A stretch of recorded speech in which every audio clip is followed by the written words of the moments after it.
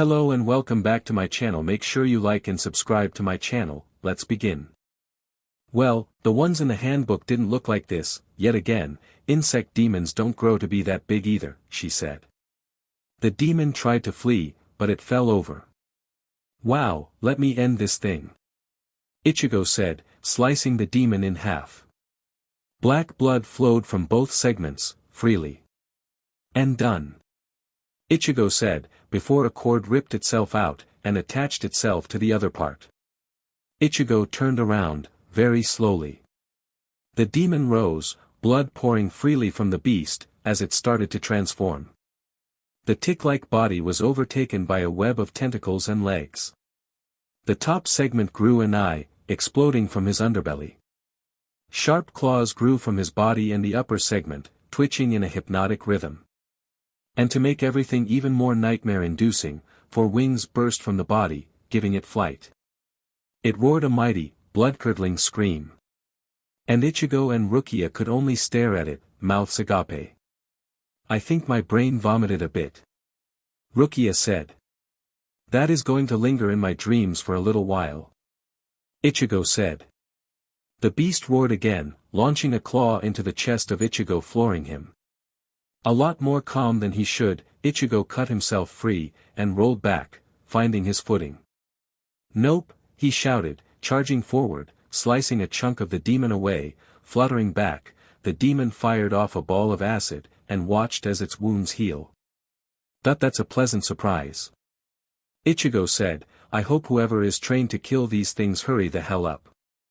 If you rush me, nothing gets done, the green-haired woman said, kicking the demon into the ground. She summoned a thin scimitar, and stabbed the demon, cutting it back in half. She then opened her palm and blasted the demon down. Well, wasn't this a wasted effort? This demon only recently got out from its prison. It hadn't matured yet, she said, you, Shinigami, you know that was the wrong decision, bro. Yo, shut up, Ichigo growled. The women giggled. Who are you? Rukia asked. Oh, little ol' me, she said, sweetly, I am the 5th head of the Lords of Death, Muken Yura.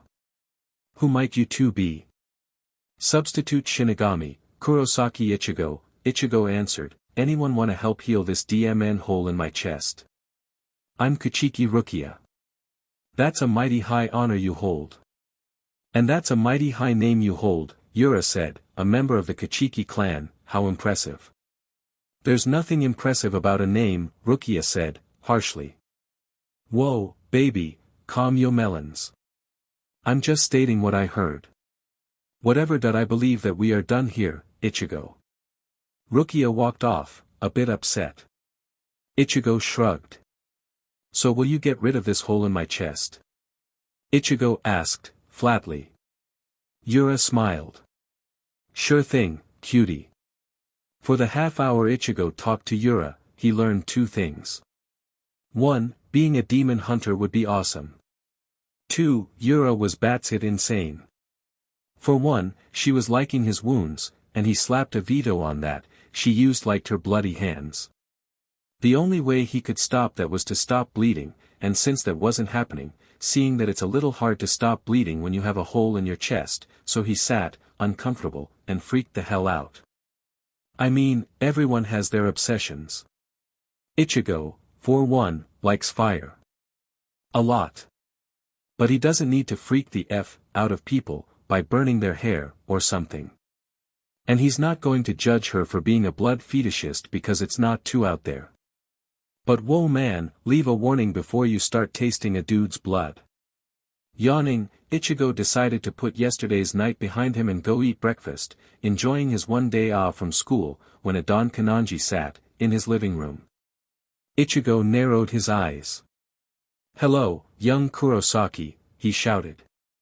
If it was possible, Ichigo's eyes narrowed even further. Get the hell out of my house, he said, voice full of baritone, I am not in the mood for your bullshit. No, the guy in the hat and clogs cleared everything up for me. He said I was exorcising spirits wrongly. Not one sheet has been, or will be given. Get out. He gave me a cane to do it properly. So, I'm kinda like you. Seriously, get out. Oh, and I didn't tell your family about last night. Great. Get out. Thank you, for helping me realize the error of my ways. I really didn't do that much, but you're welcome. Get out. Anyway, I'm off. I'm set for Shiba next. Spirits are always with you. Get out. Bohahahaha. Ichigo slammed the front door. No more of that. Chapter 6, Dead Insects. For the first time in Rukia's Shinigami career, she felt absolute dread at a fellow ally. Even when that incident happened, she still felt hope that he could be saved, despite the critical condition he was in. But Ichigo. Ichigo terrified her. His dead glare. The hint of madness expressed in his face. Not to mention his voice. He sounded fierce, deadly, desperate. She wanted nothing more than to discharge him of his duty, and take back her powers, but she knew she couldn't do that. But she had to question the mental stability of the boy. It was odd on how easy and quickly he snapped. During their patrol nights, Ichigo was very calm, killing an enemy rather quickly, spurting out some sarcastic comments, but that was it. Why was this one different, she asked, aloud. Was it the pressure finally reaching him? Was it fear? Whatever it was, she knew she wasn't going to get it by asking. What? Rukia asked, holding her boxed lunch. Orihime, holding her own lunch, looked into the shorter female's eyes, pleading with her. Come on. Can you please eat lunch with me, she asked. Rukia blinked. Oh okay, she said. Orihime grabbed Rukia's wrist, and ran off, dragging the smaller girl. Ichigo rose an eyebrow, as Tatsuki walked to his desk. Wonder where they're going, she said. Ichigo shrugged. So, you can see spirits? Rukia asked, sternly. Orihime nodded. And you remember what happened that night? Again, Orihime nodded. Rukia shook her head. This doesn't make any sense. Maybe when I died Why you didn't die? Rukia hurriedly said, your soul was just removed from your body temporarily. Orihime blinked. Doesn't that mean the same thing, she asked. No well, I don't think so. You're still here, anyway, so it doesn't matter. Still, do you think that could be a reason? We don't have any other theories. Bohahahaha. Isshin shouted, arms folded in an X, over his chest. Ichigo grimaced. I will kill you in your sleep if you ever do that again, he growled. Isshin frowned. How disrespectful, my son is, he cried, I thought I trained you better than this. I'm not a DMN dog. Leave me along. Bohahahaha. Yuzu shouted, forming the same pose as her father. Ichigo narrowed his eyes.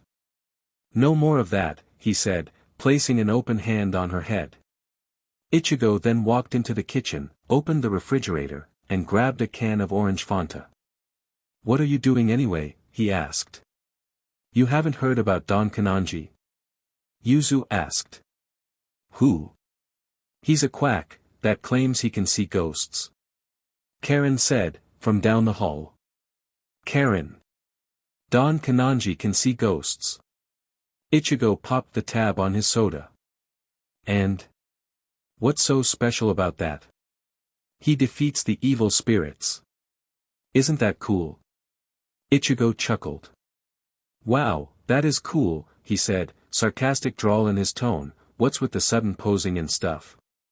Wow, Oniai-chan, you are slow, Yuzu said, he's coming to Karakura town, next week.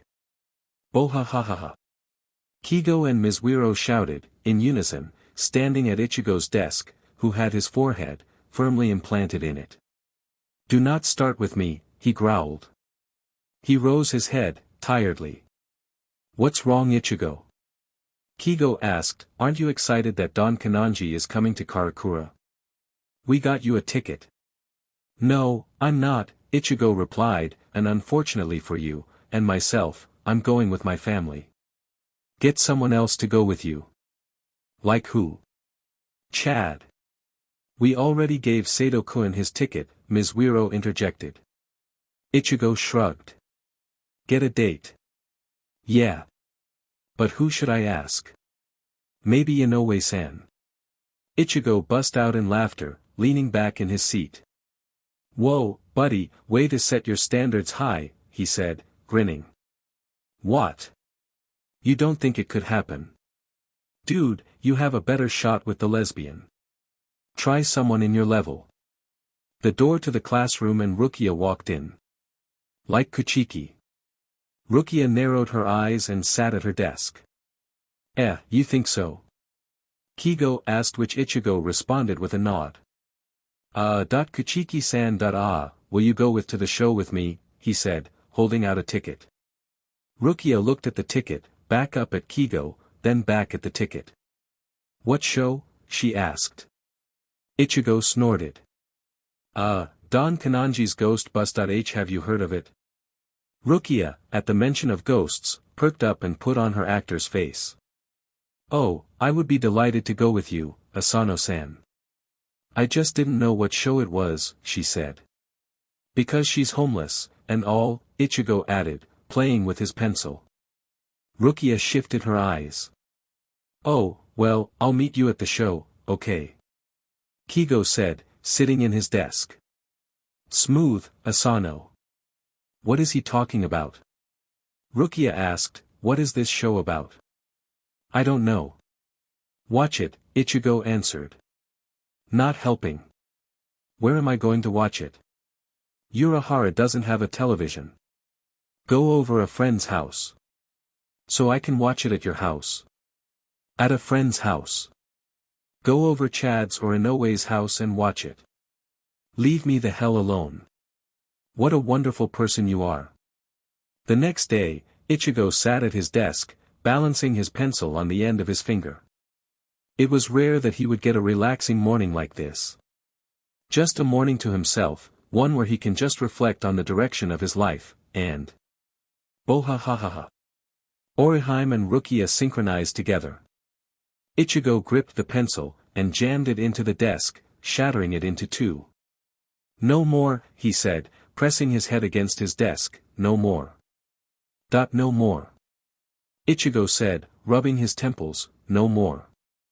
Shut up, you child, Ishin said, patting his son on his back, sk it up, be here for your sisters. The only reason why I'm here is for my sisters, stupid. God, let this be over quickly. The Sterling experiments. That's a name I haven't heard in a while, Kisuk said, smoking a pipe. What could that crazy fool be up to? Sterling was one of your maggots, if I remember correctly, the black cat, Yoruchi said, he's your responsibility. Deal with it. Urahara sighed, and grabbed his cane. Okay, if you believe that this is his fault, I'll go. Something was wrong. And it wasn't a hollow. Ichigo felt no spiritual pressure. He felt nothing of a lurking beast. He definitely heard the screaming spirit, screaming regrets and misery, but that was it. This is depressing, he said, I'm going to the restroom. But you'll miss everything. Yuzu cried. Ichigo shrugged. It's not that important. Is that him? Up in the helicopter. Kigo shouted, excitedly. Ms. Wiro frowned. Wow, you were actually excited for this, he said, harshly, that's rather sad of you.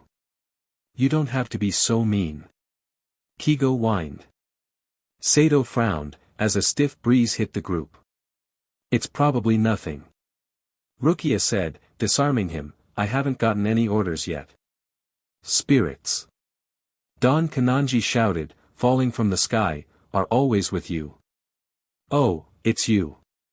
Ichigo said, eyes narrowed, what's going on now? Ichigo's body was laid out, limp, as Urahara Kisuk stood over him. Yeah, it's a little complicated. But you have to get in there, and stop that medium, okay, he said. Ichigo frowned. Whatever. Smells like bad spirits. Don Kananji shouted, holding his arms out, "Do not worry, as the famed Don Kananji will save your soul." "Who the hell are you?" the spirit screamed. Don Kananji nodded and stuck his cane in the hole in the chest of the spirit. "I'll send you to heave dash," he started, before he was thrown into a wall. The crowd gasped. "No more of that," Ichigo said, before turning his attention to the spirit, "let's get this over with." "Who are you, foul spirit?" Don Kananji shouted, unharmed. Ichigo chuckled. "For an idiot, you can sure take a punch," he said. "I'm the one going to prevent this tragedy. Stand aside." "Are you working with this ghoul?" "No." "Then why did you attack me?" "I'm only do what's best." "Shut up, and let me handle this." Before Ichigo got to handle this, a massive explosion destroyed the west wing of the hospital. Ichigo and Don Kananji turned their attention to it, as the crowd scattered. "What did you do?" Don Kananji asked, bewildered. "That's not me," Ichigo said, running toward to blast radius. When he arrived, nothing but Rukia and Yura were there. Ichigo frowned. "What's going on?" he asked. "Nothing of your concern," Rukia replied. "This is a job outside of our boundaries. Go home." "Beach, please." "Old man, tell me what the hell is going on." Yurahara's smile faded. "Looks like we got demons," he answered. Ichigo frowned. "A demon? Really?" "Yes, really. You are not equipped to fight one now. Go home." "Whatever. The least I can do is keep this thing from attacking others." "Go home, Kurosaki-san," Yurahara said. "I'll take care of it." "You don't even know where it is." Yurahara paused. "Fine, that if you want, go ahead. Just don't die or anything." The shopkeeper walked away, smiling. Rukia frowned. "You are not fighting this thing. Think twice, my dear," he said, grabbing Rukia by her collar, and dragging her away. "You can't kill this thing now." Rukia shouted, "You don't even have a demon arm. How are you going to hurt it?" "With this awesome sword of mine," Ichigo replied, calmly. Rukia sighed in frustration. "That's the thing," she said, "demons do not have souls, idiot. Your Zanpakuto won't be able to actually harm it severely." Ichigo looked at her, but he still held a bit of confidence. That until he saw the resting place of the plus they were seeking. Or, in this case, the former resting spot of the spirit. In what may be appropriately called a savage act, the former resting spot was smeared with blood, and scratch marks, deep in the ground. "Okay, that was a bit unexpected," Ichigo said, shocked. "Well, this is going to be a little different." An attractive woman, with dark green hair, wearing a tight sarashur around her ample bosom, and a dark red and gold hakama, walked into Yurahara's shop, with a bright smile. "You called?" she asked. Yurahara nodded. "An attractive woman in my shop," he said, grinning. "How that is a rare sight today." "Cut the bullshit. You said this was important." Fine, about Dr. Nev Bolezin. The demon wasn't very impressive. In fact, you could say that it was downright pathetic. It was just smaller than the average hollow, and it resembled a tick. The skin of the demon pulsated, as if it was a very painful tumor. It scuttled around, clumsily. "And you said I couldn't kill this thing?" Ichigo said. Rukia cupped her chin. "Demons don't normally look like this. Well, the ones in the handbook didn't look like this. Yet again, insect demons don't grow to be that big either," she said. The demon tried to flee, but it fell over. "Wow, let me end this thing," Ichigo said, slicing the demon in half. Black blood flowed from both segments, freely. "And done," Ichigo said, before a cord ripped itself out, and attached itself to the other part. Ichigo turned around, very slowly. The demon rose, blood pouring freely from the beast, as it started to transform. The tick-like body was overtaken by a web of tentacles and legs. The top segment grew an eye, exploding from his underbelly. Sharp claws grew from his body and the upper segment, twitching in a hypnotic rhythm. And to make everything even more nightmare-inducing, 4 wings burst from the body, giving it flight. It roared a mighty, blood-curdling scream. And Ichigo and Rukia could only stare at it, mouths agape. I think my brain vomited a bit. Rukia said.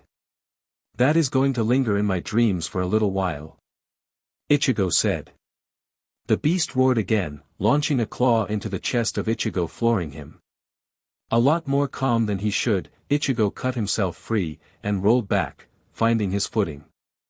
Nope, he shouted, charging forward, slicing a chunk of the demon away. Fluttering back, the demon fired off a ball of acid, and watched as its wounds heal. That's a pleasant surprise. Ichigo said, I hope whoever is trained to kill these things hurry the hell up. If you rush me, nothing gets done, the green-haired woman said, kicking the demon into the ground.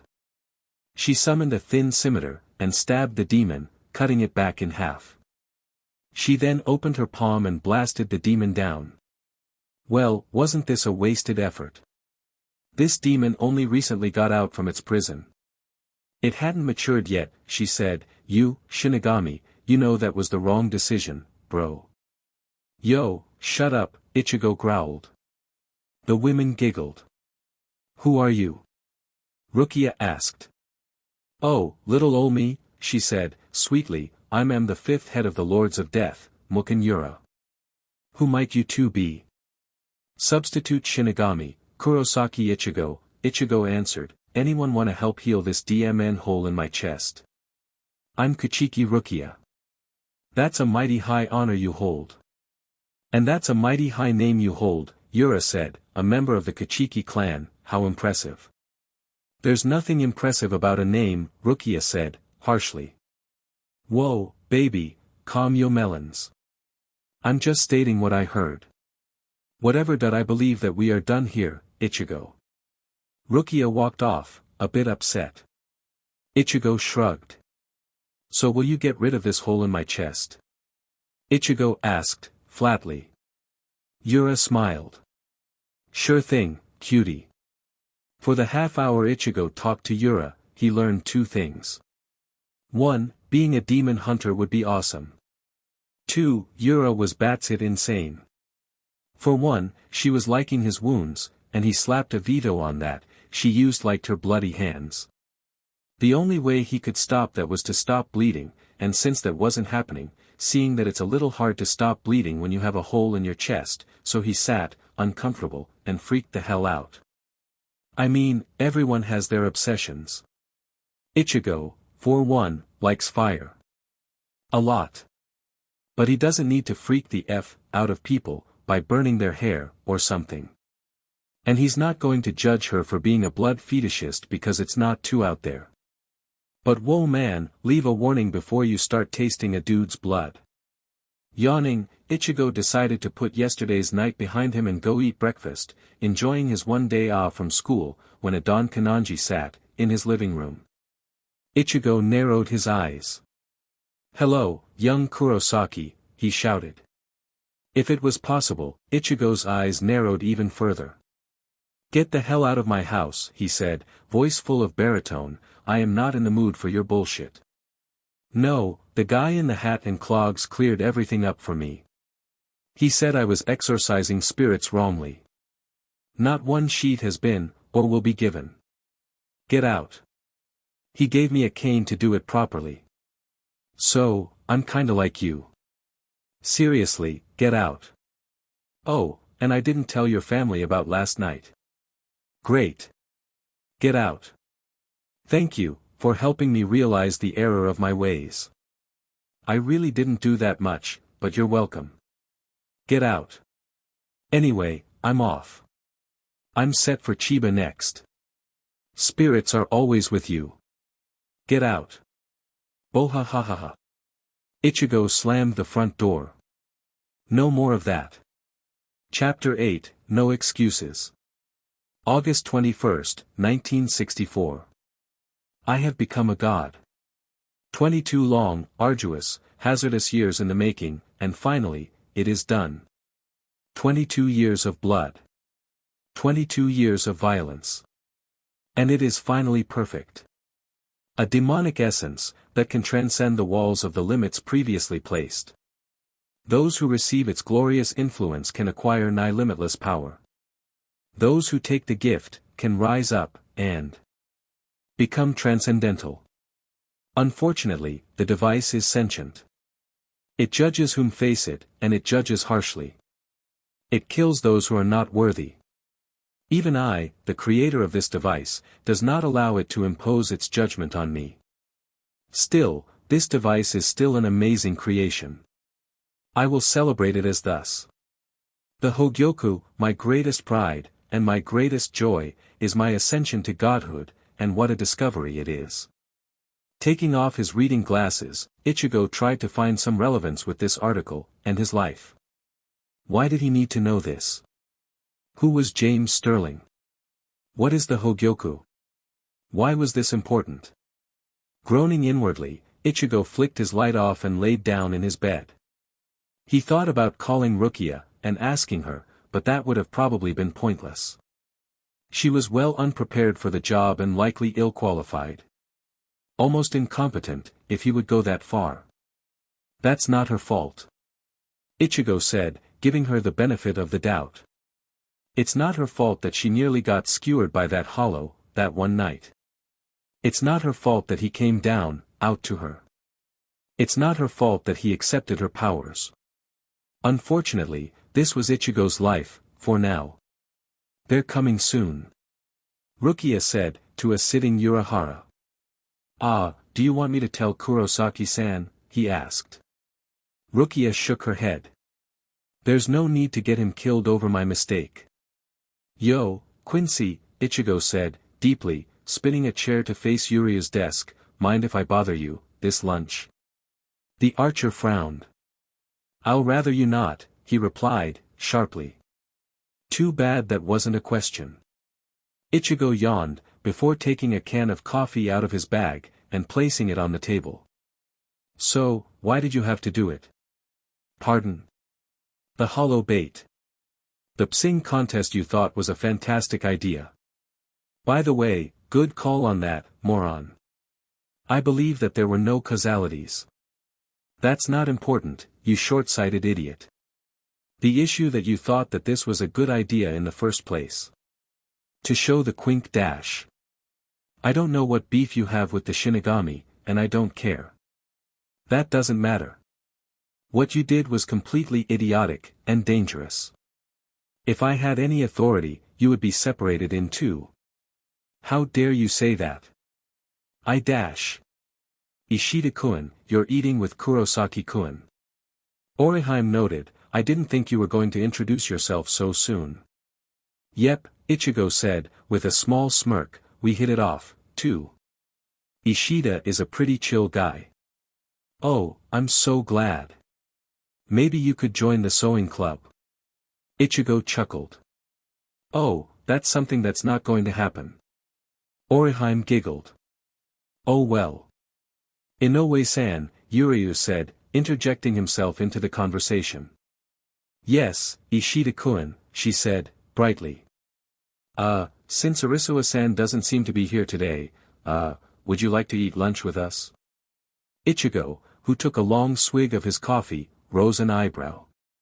Sorry, Ishida-kun, she replied, a bit disappointed that she had to refuse one whom she considered a friend. Rukia asked me to eat with her. Oh, it's okay, Yuryu said, voice perking up, trying to hide his own disappointment, maybe another time. Oh sure. I'll see you after lunch. Orihime left, with Ichigo and Yuryu offering small waves. Then Ichigo started to stare at the Quincy, who felt his presence, and narrowed his eyes.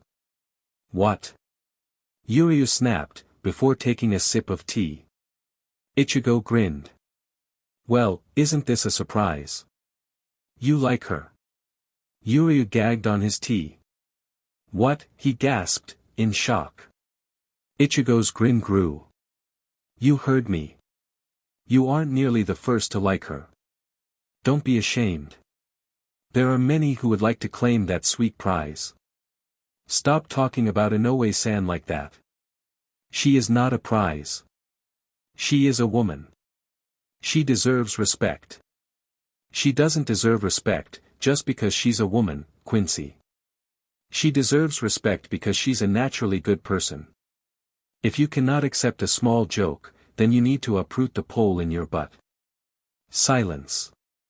Inoue-san doesn't need people judging her just for her looks. Unfortunately, that's how life is, Ichigo said, and all you are proving yourself as is a hypocrite. How so? You claim that Inoue doesn't need to be judged by her looks, by why do you find yourself attracted to her? Her personality. Her spirit. Her kindness. Ergo, the personality that you do not know. Inoue is not the most open person if you actually get to know her. Know her? Yura said, insulted, you barely know her. Again, you would be off the mark. Far off the mark. I saw Inoue at a point that I doubt many could ever imagine her being at. And? Have you ever talked to her? Do you even know anything about her? Her motives? Her aspirations? Her past? I only ask because I'm interested in your answers. For what? For many reasons. Inoue is someone that has gone through a lot. I would like to know that her future is as bright and fruitful as she is. Why are you getting on me? Because I care. A lot, in fact. I just want to make sure she has the future she deserves, Ichigo said, taking a sip of his coffee. Inoue is my friend.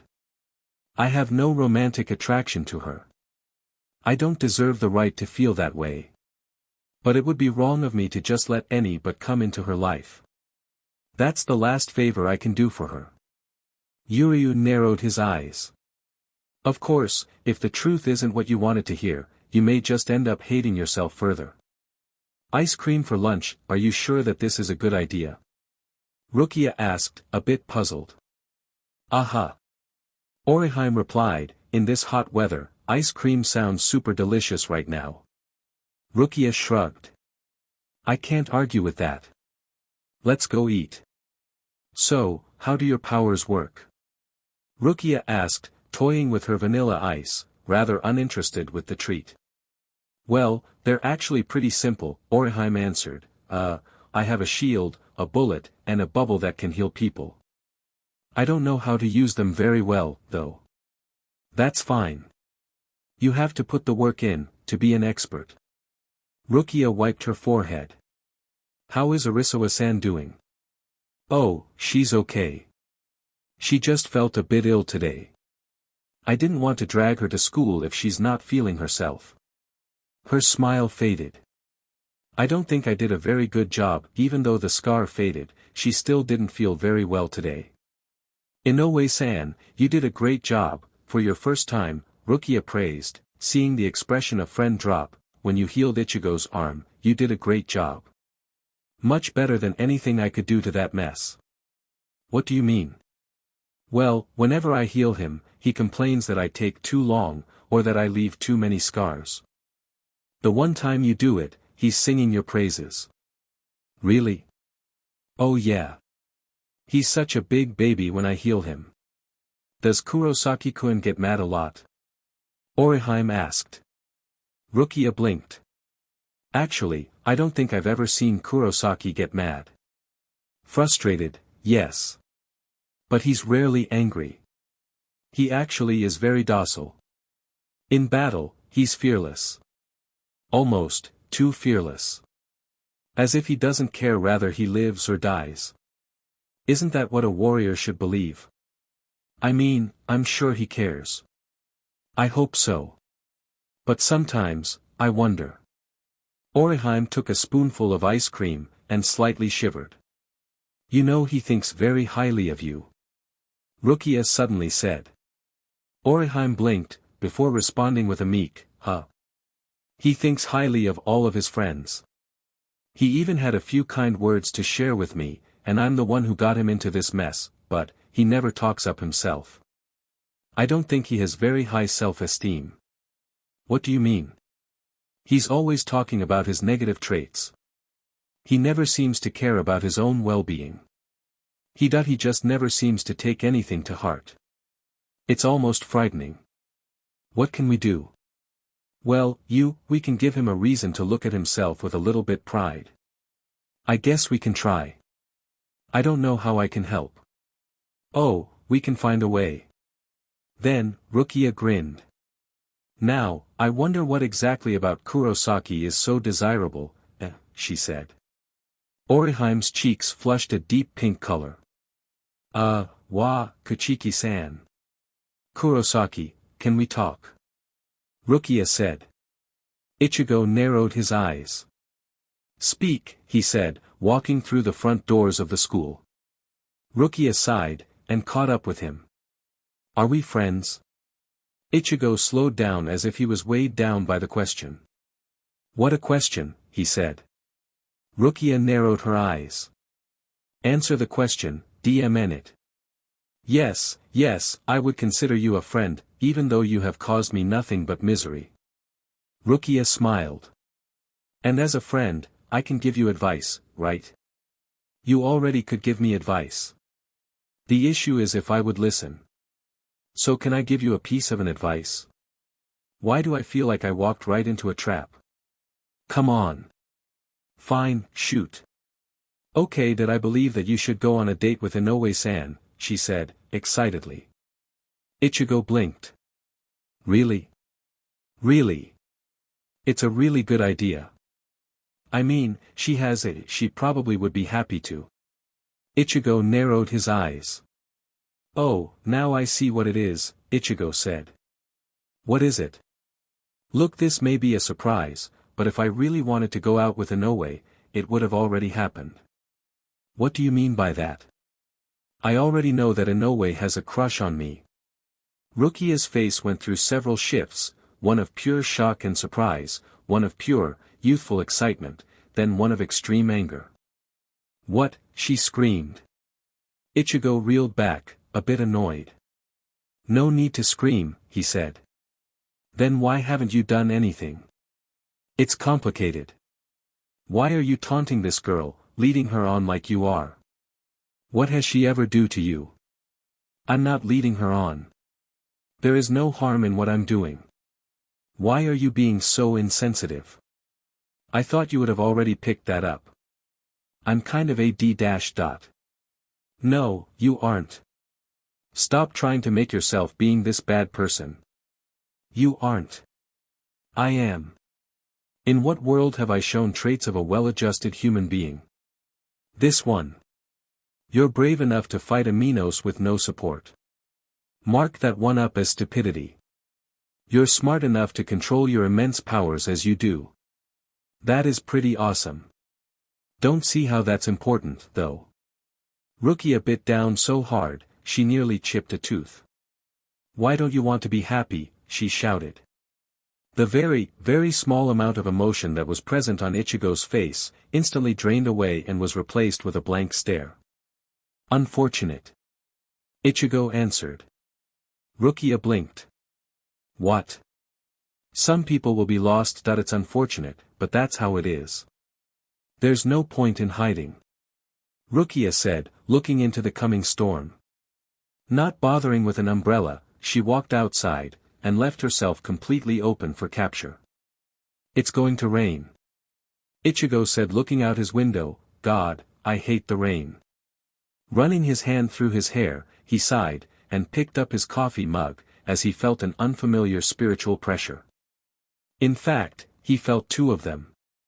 Sheet, he said, gulping down the hot coffee, which wasn't the best of feelings, and grabbed Kan, who was huddled up, in Ichigo's closet. Stay in this room, Ichigo ordered. The lion plush squirmed. Oh, why don't you let me do anything fun? This SCKS, he cried. Let me phrase this again. Stay in this room, or I will grind you up. Understand? See clearly. Sitting on a park bench, Rukia waited, and waited, for what felt like hours. No rain, which was threatened by the heavy, gray clouds poured down, keeping the weight dry, at least. Then suddenly, from behind her, came "She's here, Captain." "You came later than expected," she said, sorrowfully. "I'm willing to wager that you came to arrest me." "That would be correct."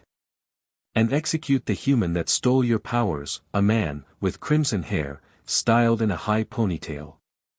Rukia sighed, knowing that she probably could not get out of this. "So, where is he? Can you please make this easy for us?" "I don't know where he is. I'm not his keeper." "Ha, what now, Captain?" A man, in a Shinigami's outfit, wearing a long white scarf walked behind him, yet said nothing. "I'm sure he will show," Yura said, standing behind the two Shinigami, about 20 yards back. They turned around, slowly.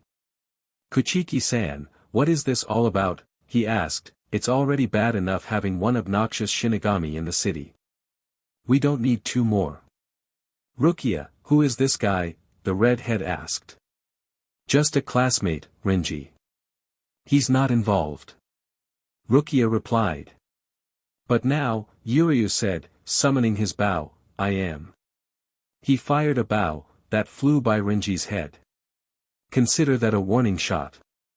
"Okay, buddy. You asked for this." Renji drew his sword, and in a flash, cut Yuryu in his right shoulder, before the Quincy could respond. Yuryu fell back, blood spurting from the deep wound. Renji, not relenting in his attack, charged forward, stabbing his sword into the stomach of the Quincy. Yuryu looked down, in complete shock.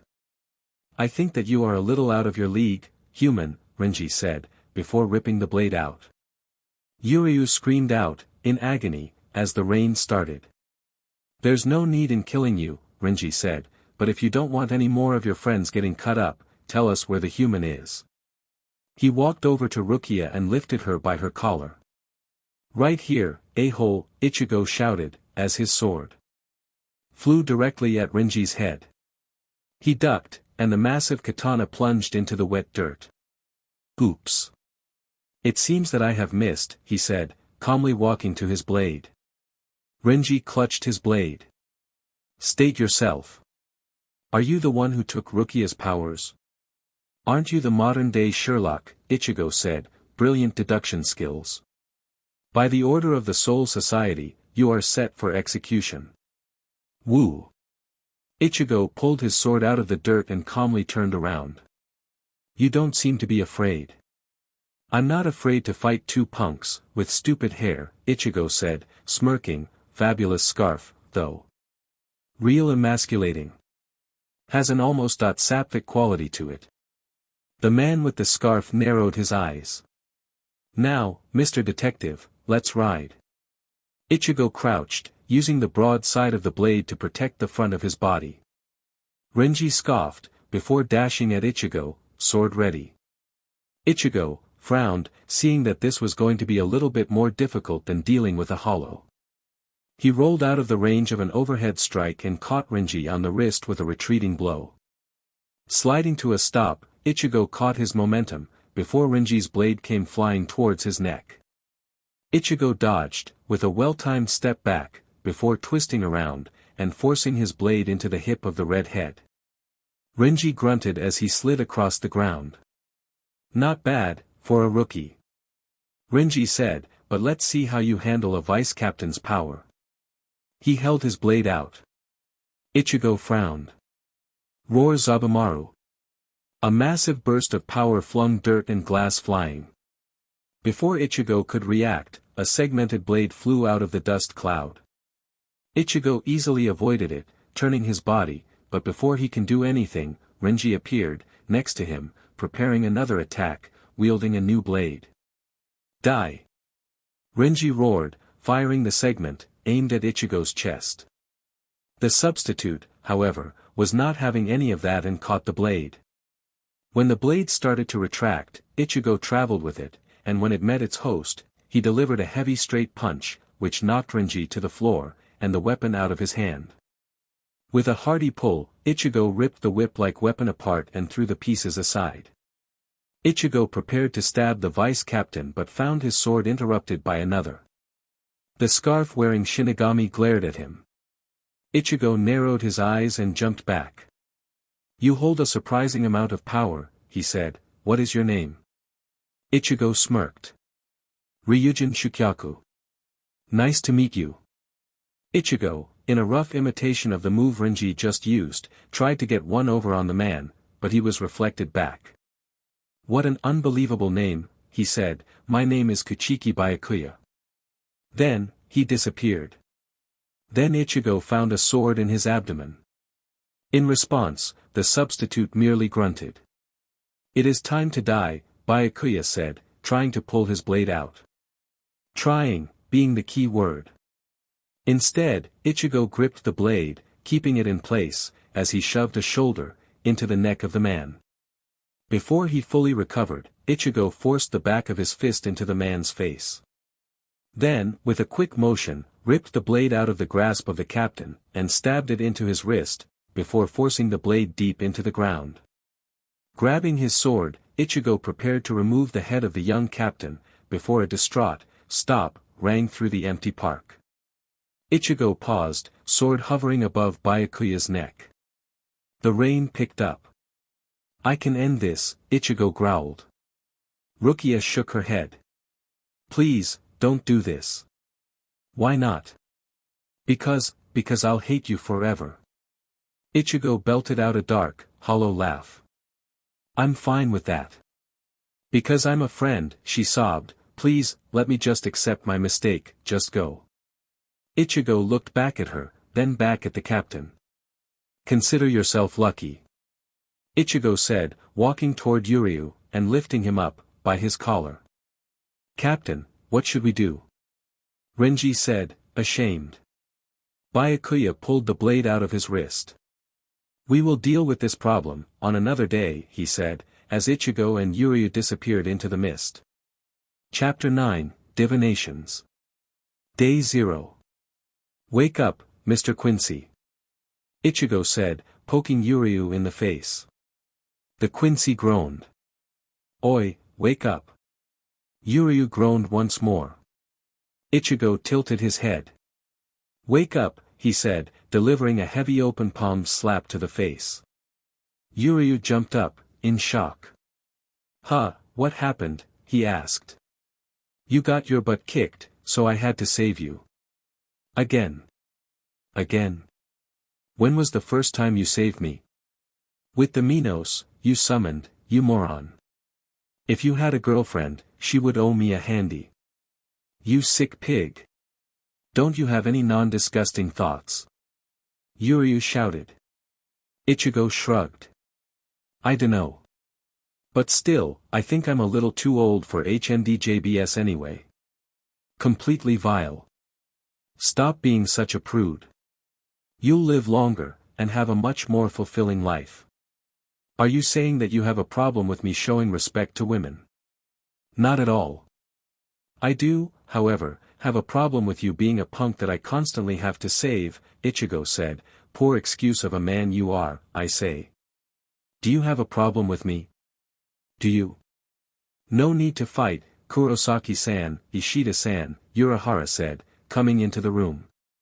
Yuryu narrowed his eyes. "Why am I here?" he growled. "Hey, I was nearby and decided to make a quick stop." "No fault in that," Ichigo said, shrugging his shoulders. "You need to cease with the complaining, and be grateful that I even bothered to save you." "I didn't need to be saved by a Shinigami." "You looked like you did, seeing that you were put to sleep by those two Shinigami." Which was hilarious. "You watched the fight." Yuryu roared, understandably said, "Wounds reopening," and did nothing about it. "Yes to both counts. I had to time my dramatic entry properly." "Those things just don't happen naturally," Ichigo said, smirking. "Style, over substance, you know what I mean." "I hate you so much." Now, can we get back to the main point?" Urahara interjected, really his presence in the room fade. "Whatever," Ichigo said, sitting down while crossing his legs. "Well, as you know, Kuchiki-san was taken back to the Soul Society, for her illegal activities in the world of the living. Yura said, such a shame. Not really, Ichigo said, leaning back, it's her own fault. I did successfully rid her of her takers. Do you understand the ramifications of actions, though? I dunno. Execution probably if you are trying to make us give a shit about this. You don't seem to be distraught by this, Kurosaki-san. That's because I'm not. Again, it's her own fault. I had her saved. Selfish prick. Yuryu said. Selfish prick, with a point. Anyway, Urahara continued, you do understand this, though? Yeah. She's going to be executed, and it's up to me to save her. I heard this tale hundreds of times.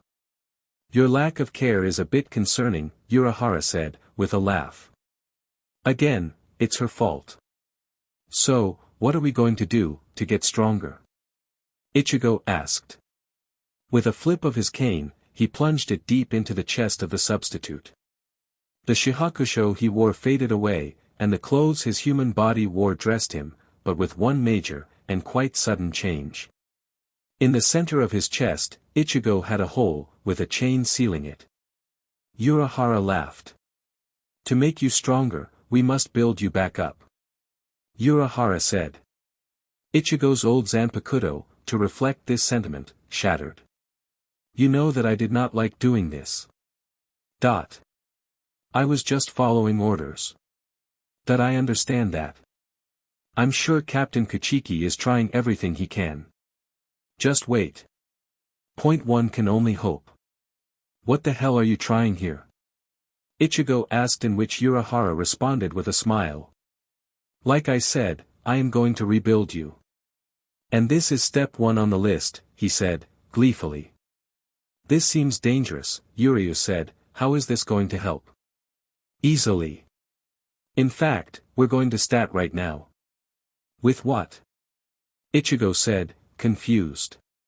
AFNG hole. AFNG hole. And Ichigo was stuck in the bottom of it, bound by Kido, in a powerless vessel. And to make matters worse, his chain of fate was rapidly depleting. Better hurry up, Kurosaki-san. We wouldn't want to kill you. Urahara shouted down, as two children and his assistant stood guard. Yuryu looked down, in interest. How do you expect me to move, when I'm tied down? Ichigo asked, rather calmly. Use your head. Urahara suggested. Ichigo blinked. That I cannot believe I am doing all of this for Rukia, whatever. Ichigo closed his eyes and thought. He thought long and hard and looked into himself. A sideways skyscraper, Ichigo stood, rather content with the weirdness that his life has just taken. He looked around, only to see nothing. I guess this is the way to my powers. Ichigo said, confused, but there's nothing here. I am here, a tall figure, with long, black hair said, looking down at the fallen substitute, who glared back at him. And who might you be? Ichigo asked, cautiously. I am your Zanpakuto's spirit. My Zanpakuto? Wouldn't that mean that I had Shinigami powers of my own? Indeed. Well, that just gives me more questions. There is no time to explain. Then how do I know that I can trust you? You just will. Sound logic. Somewhere in this city, is the path to your latent Shinigami powers. If you want to save yourself, it would be in your best interests to seek them out. Save myself? From what? Hollowification. When your chain of fate, represented by the city, evaporates away, you will become a hollow, and will be condemned to death. Ichigo offered a mere shrug of indifference. That sounds like it SCKS anything else, Zanpakuto spirit. The spirit blinked, in confusion. What do you mean? Ichigo smirked, as a flash of light escaped his hands, flying at the spirit. The city started to evaporate faster. What are you doing? The Zanpakuto spirit shouted. Just speeding up the process, Ichigo said, arm aglow in a blue glow. Whoa, he's in a deep focus, the red-haired child shouted, looking down at the substitute, in a bit of amazement. Yura looked down the hole, confused. It's been 2 hours, and he hasn't moved at all, he said. Is he even doing it properly? He's doing it properly, Yura said, suddenly appearing next to him, much to the shock of the Quincy, but that's not a good sign. He pointed down to the boy in the hole, and much to their amazement, saw as his chain of fate was rapidly disappearing. What's going on? Yura shouted, he's only been down there for 2 hours. His chain of fate shouldn't be that short. Kurosaki-san is forcing his chain to expire faster, Yura explained. For what purpose? We'll just wait to find out. Are you risking your life, just to force my name? The Zanpakuto spirit said, enraged. Of course, Ichigo said, with a grin, my life is rather unimportant. Nothing to lose, in this little wager. What? Are you fooling? Sure, buddy, Ichigo said, readying his stance. Now, if you don't want to die with thou, give up your name. You fail to understand that a Shinigami's bond with their Zanpakuto is an important step to their development. To utilize my full powers, you must work with me. Unfortunately, you fail to understand that I have no interest in forming a bond with a weapon. You do realize that I completely fail in having bonds with other humans, right? I refuse to give you my power. Then I shall take it. The chain of fate in Ichigo's chest snapped, and a black aura rose from the hole. The group of overseers stepped back. Is he going under hollowification? Yuryu asked. Yura shook his head. I don't know what's happening. 3 minutes had passed, and the black explosion had subsided, leaving nothing but pure, terrifying silence. No one had moved, to check on the substitute, and what his current condition was. Then laughter. A deep, rumbling torrent of laughter rose from the hole in the earth. Yuryu armed himself. Hold, Yura commanded, be patient. No one needs to fight yet. Kurosaki-san can still be saved. A black sword, resembling a massive butcher's knife flew through the air, and landed on the dirt floor, with a thud. Is that a Zanpakuto? Yuryu asked. Yes, Quincy, Ichigo's voice boomed, still in the hole, that is a Zanpakuto. He rose from the hole, wearing a simple white mask, decorated with 3 red slashes on the left side of it. Kurosaki-san, are you still in control? Yura asked, seriously. Clean and serene, Ichigo answered, moving the mask over his head. What's the matter? You act like I died down there. You came awfully close, Yuryu fired back. Whatever, Quincy. I'm here. I have this stupid sword. Let's rock. Don't you think that you need to train? Whatever, Quincy. So, Yura, what are we doing?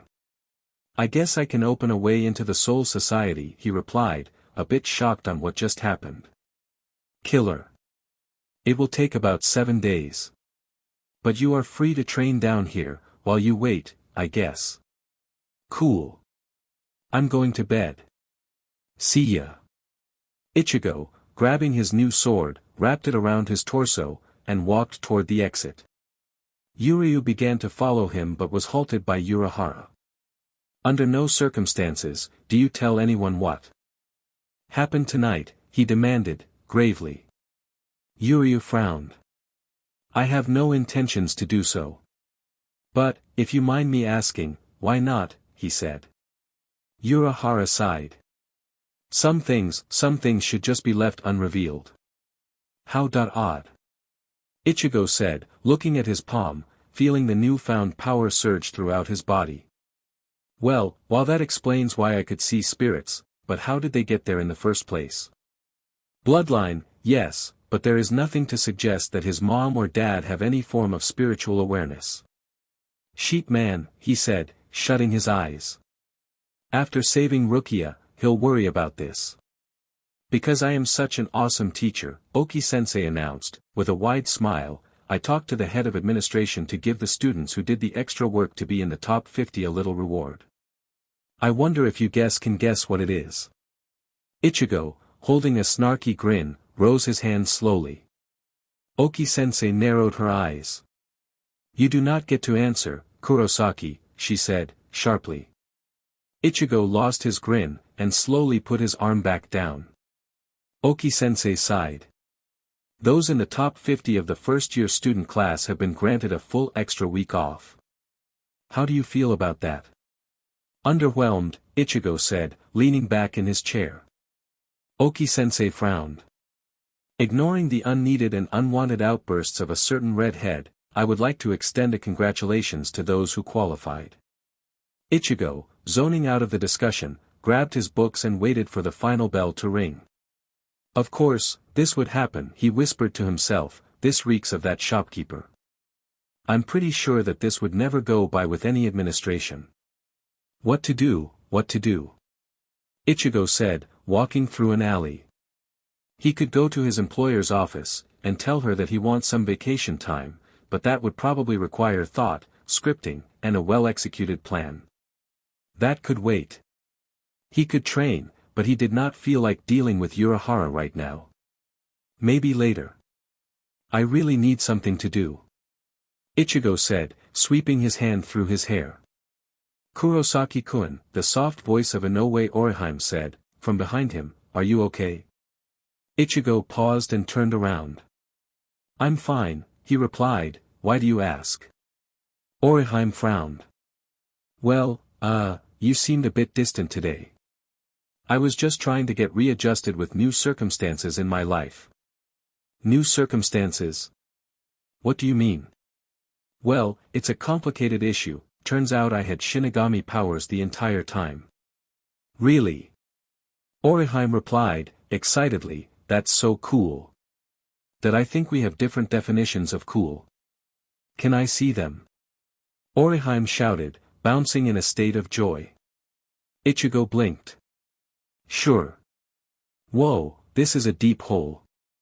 Orihime said, looking down the hidden ladder. Well, I wonder how it fit. Ichigo hid his body in the back of the store and walked up beside her. You ready? He said. Inoue did not reply. That looks like a deep climb. I hope I don't fall off, she said, trying to prepare herself. You won't be climbing, Ichigo said, stretching his legs. Orihime tilted her head. Then how are we going to get down there? Wordlessly, Ichigo lifted her up, bridal style, and prepared to jump. Orihime's face exploded in the brightest shade of red, as she began to sputter about. Don't worry. I got you, Ichigo said, smirking. Inoue looked down, before squealing out a simple, wait, Kurosaki-kun. I'm not ready. Ichigo chuckled. Like I said. No need to worry, he said, I got you. Orihime plunged her head into the chest of the substitute, as he jumped down the well. As they fell, Orihime bottled her fear nicely, and Ichigo had a nice fall down. Welcome back, Kurosaki-san, Yura said, with his usual grin, and I see that you brought a lovely guest with you.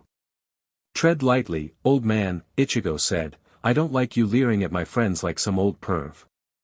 Orihime dug her head deeper into Ichigo's chest, something that he took much amusement out of. You know Inoue, we landed already. Orihime whimpered out a meek, eep, which Ichigo chuckled, upon hearing it. Well, why is your little friend here today? Yura asked. She wanted to come down here. That's not a big deal. Yura sighed, then shrugged. Whatever. Let's go, Kurosaki-san. Let's get started. And is that your final decision? Kuchiki Byakuya said, in front of 46 monoliths. Yes, they're a problem, Captain Kuchiki, one of the monoliths said, spitefully. Byakuya shook his head, sorrowfully. Not at all, he said, sadly. Chapter 10, Guns of Summer. Ooh, Kurosaki-kun, that was cool. Orihime gushed, squirming slightly. Ichigo smiled, awkwardly, holding his cleaver low. Yes, Kurosaki-san. How impressive. Urahara said, grinning madly, pointed his sword, which was hidden inside his cane. Ichigo dropped the smile. Stop bothering me, he said, calmly, not in the mood. And why aren't you teaching me anything? How can I be sure that you can handle my lessons? By actually attempting to teach me something. Nah, I think I'm going about this correctly. Ichigo facepalmed. Some teacher you are. Can you, at least, attempt to teach me that fast-moving thing? Oh, you mean the art of the Shunpa? Not today, and not by me. Ichigo narrowed his eyes. Why not? Ah, my body is so old and frail, and my ho-ho is out of practice. I'm afraid I won't be able to teach you much. God, that I hate you so much, old man. Wow, Kurosaki-kun, that was really fun.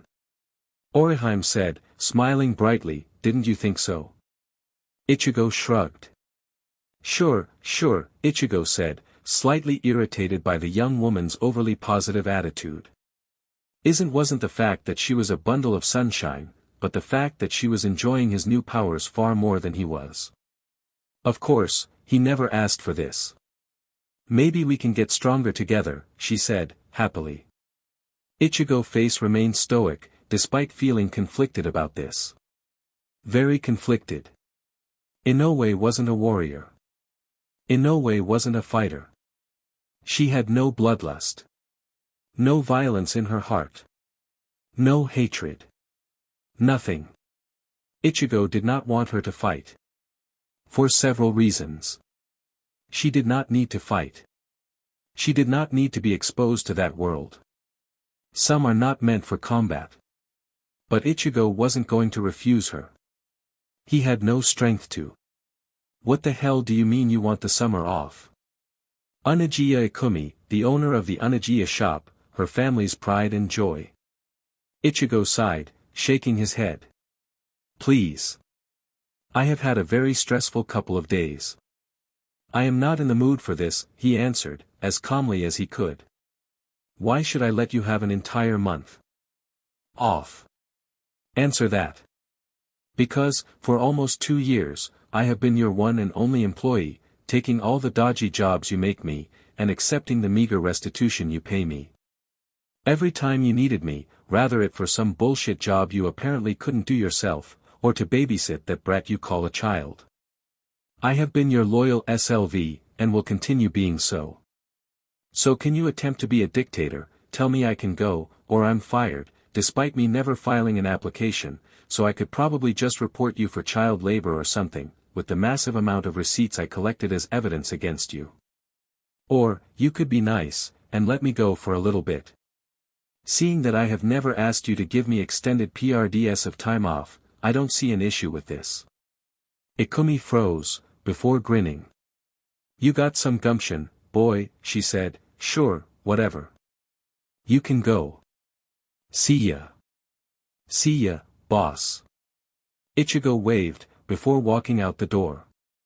Ikumi crossed her arms, under her hefty mounds, and smiled.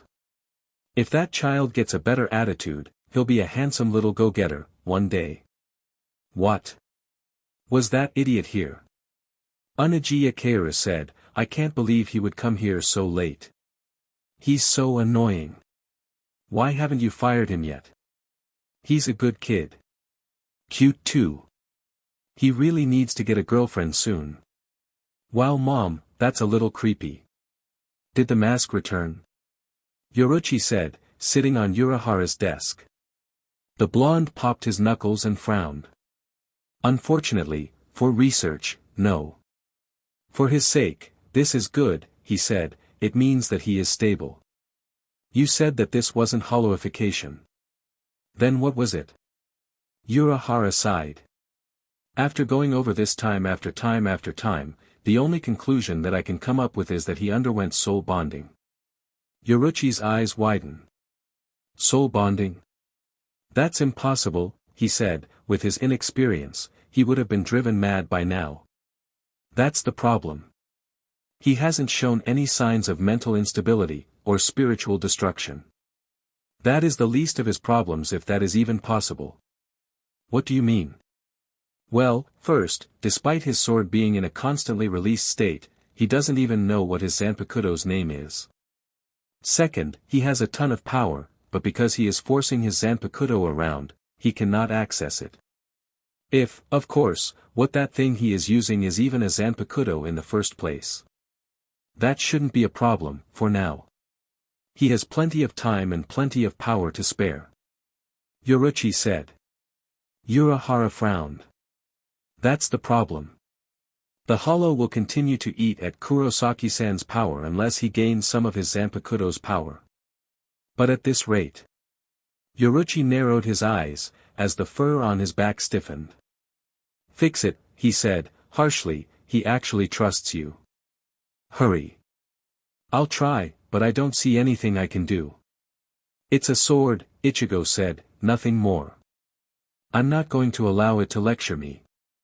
That's not a good way of looking at things, Kurosaki-san, Urahara said, calmly, besides, with the recent twists in your life, it's not that unbelievable. I don't care. I will not allow a sword to comment on my life. Never. Pity. Kurosaki-kun.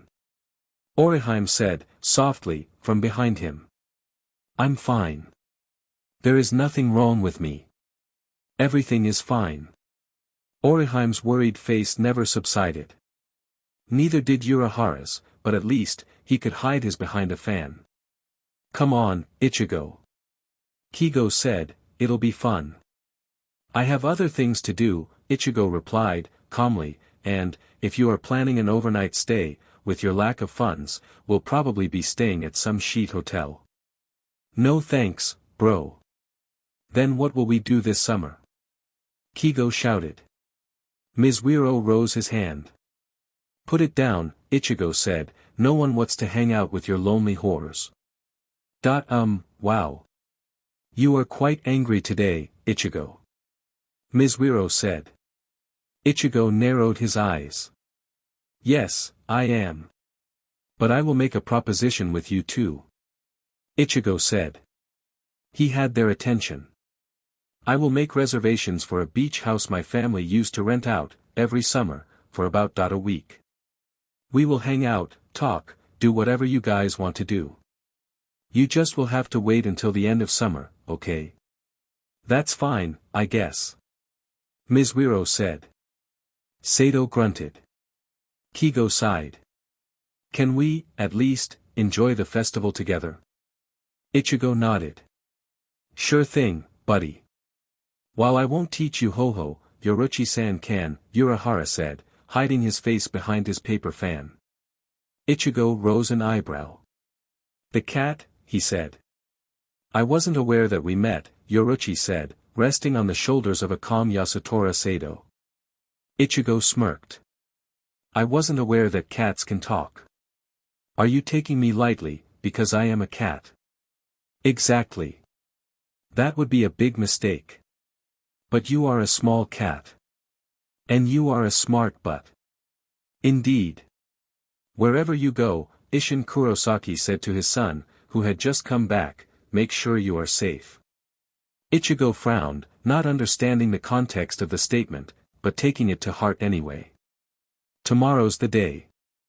Ichigo said, flipping open his computer. An alert that read, new email, flashed in a corner. Ichigo hesitated to click on it but knew it was probably important. Grabbing his reading glasses, he clicked the alert and started downloading the text file. January 19, 1973. The Hogyoku has spawned 5 children. 5 sentient demon arms, resembling the Zanpakuto.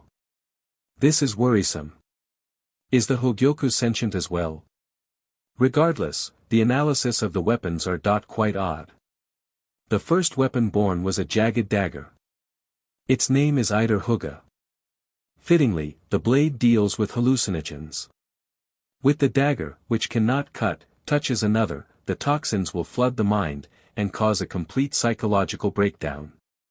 What's, even more, frightening is that the poison is nearly impossible to combat. The poison sends off a false toxin, which attracts the immunity system, allowing the actual toxins to slip through, undetected. The second weapon was an orb. The name, the Orb of Chaos. What it did, the orb could defile the minds of anyone nearby. A powerful wielder could take out millions, easily. Its potential for madness is unlimited. The third weapon is a short, dull blade, named Kyoku Suijetsu. Similar to Iter Huga, it has no offensive capabilities.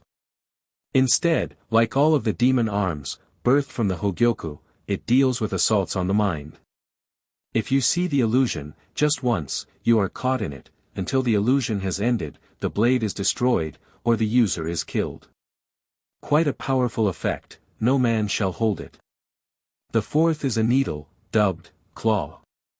If pricked, the victim is exposed to their greatest fears, and their mind is completely ravaged.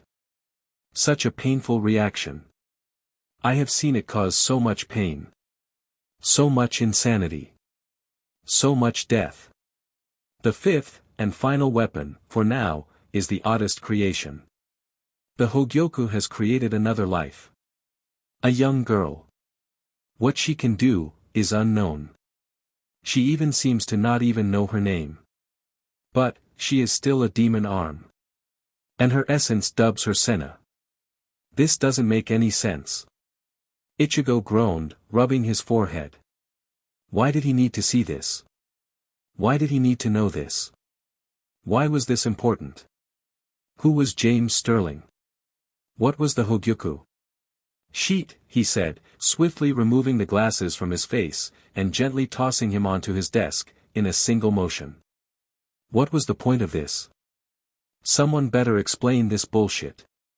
Leaving his house, that he may never see again, due to the incredibly dangerous, and stupid mission he's about to undergo, he wondered why he was even going. Was there an actual reason why he should risk everything, for Rukia? Of course there was. Rukia was his friend. She didn't deserve to die on his sake doing the right thing to protect people. That wasn't fair. No one deserved that. And if he had the power to help her, he was going to help her. No matter what. He doesn't want to be the savior, but this was different. He had no desire to. Except for her. But she was different. She couldn't turn out like him. She wasn't going to, and he wasn't going to allow it. Whatever the way, I will not fail, he said, I know my role. Honestly, Orihime would have preferred if Kurosaki-kun let her climb down the well the first day. Because know that she actually has to do it, she can't find the bravery to actually do so. Help, she said, weakly. She had truly underestimated how deep of a drop it actually was. If she would fall, which, knowing her extreme clumsiness, she would do, she'll probably break a leg or worse. And then she couldn't go with Kurosaki-kun to save Kachiki-san. And not only would she be letting Kurosaki-kun down, she would be letting Kachiki-san down, and she wasn't going to do that. But she just couldn't get herself to climb down that darn hole. What are you doing here? Ichigo asked, sharply, which Orihime responded with a squeak, nearly falling into the well. She popped up to her feet, and nervously tried to explain. I really wanted T to go with you to save Kachiki-san, she said, but I'll probably just get in the way, so I'll go. Pause, Ichigo said, before using the soul separator that Urahara had set out for him, if you wanted to go, you could have just said something. That I guess so, she replied, softly, looking down at her feet, but I can't even get myself down the ladder. It's fine, Inoue. We all have some walls we need to break down. I'll bring you down. While Orihime wasn't going to refuse being held by her beloved Kurosaki-kun, she had to wonder if he was doing this out of kindness or out of worry. She would, at least like one attempt down.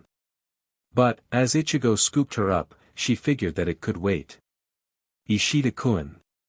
You're here too. Orihime shouted, seeing another one of her classmates, joining the group. I didn't know that you had powers. Yuryu frowned. Same to you, he simply stated.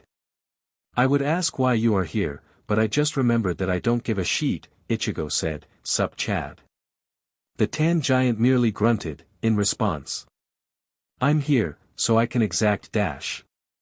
I just said that I don't care. Seriously, don't you listen? Silence kiddies, Yura said, clapping his hands, today is not the time for infighting. Today is a rather important endeavor that you four have volunteered for. And today is the day that you will start your adventure. Kuchiki Rukia has, from this date, 30 days until she is executed. That is plenty of time, I assume. You, to save her, will mark yourselves as intruders of the Soul Society, and if they capture you, you will be killed. I hope you all understand this. Leading you forward is my good friend Yoruchi-san. A black cat jumped in front of a large stone window. Follow me, and your chances of being killed are slimmed, the cat said, darkly, do you understand? Sure, Ichigo said, can we get this show on the road? Patience. I don't like this, Kurosaki Ishin said, glaring at Yura, who was cooling himself down, with his fan. Neither do I, the shopkeeper answered. What Ryukin did was unacceptable, but there is no reason to get Ichigo mixed up with the mistakes of the past. Once Kurosaki-san joined this life, you knew that Masaki-san's old mistakes would come back, in full force. Ishin grimaced. But, still, there is no reason to drop all of this on him. He will learn very soon why this is important. Maybe, by then, he won't need to know what the past holds. One can only hope. Chapter 11, La Villa Strangiato. Keep running. Do not stop. Yoruchi shouted. I don't think we were intending to, cat, Ichigo replied, flatly. If you quit your stupid sarcasm for a minute. Ooh, scary, Ichigo murmured, beginning to wonder why he was following a cat. I could inform you that the Dangai is no place for slowing up. A roar, which almost sounded like a train, rang throughout the portal. Yoruchi's eyes widened. What was that? Yuryu asked. The kotatsu, the cat answered, hurry. Pick up the pace. Don't touch the walls. What do you dash? Ichigo started. Silence. Yoruchi snapped. Ichigo chuckled. If you are touched by the kotatsu, you will die. As soon he got done explaining this, the walls started to collapse. Don't touch the walls. Yoruchi exclaimed, once more. The group, in response, straightened into a vague line. The kotatsu's light shone, giving the group awareness that it was nearby. Yoruchi-san, is that what you were talking about? Orihime asked. Yes. Don't look back. Yoruchi answered. Despite their efforts, it was clear that the invaders were not going to outrun the kotatsu. But then, a bright light. That has to be the exit, right? Yuryu asked. Yoruchi did not say a word. That thing chasing us is getting a little too close for comfort, Ichigo said, before turning to Orihime, yo, Inoue. Summon up one of those shields for us. Orihime nodded and started running backward. Inoue, wait. Yoruchi roared, to deaf ears. The orange shield unraveled, its large, triangular shape, blocking the kotatsu from reaching them, and added the unexpected bonus of propelling them faster. With a rush of speed, the intruders were thrown out of the dangai, and into the air of the other realm. With a pause. Either for effect, or because someone had a sick sense of humor, the band of heroes looked down and fell toward the earth. Inoue, summon another shield, Yoruchi ordered, calmly. With another nod, tapped her hairpins, and started her incantation. The orange shield, once again, appeared, and slowed the descent, slightly. Brace yourselves. Yoruchi shouted as the group plummeted into the village below.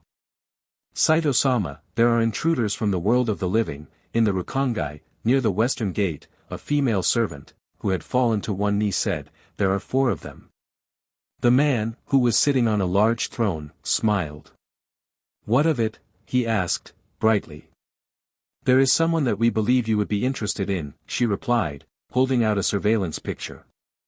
The man looked at it, before smiling brightly. Oh, I believe you have attracted my attention. Well, that wasn't how I expected it to be. Ichigo said, calmly, sweeping his hand through his hair.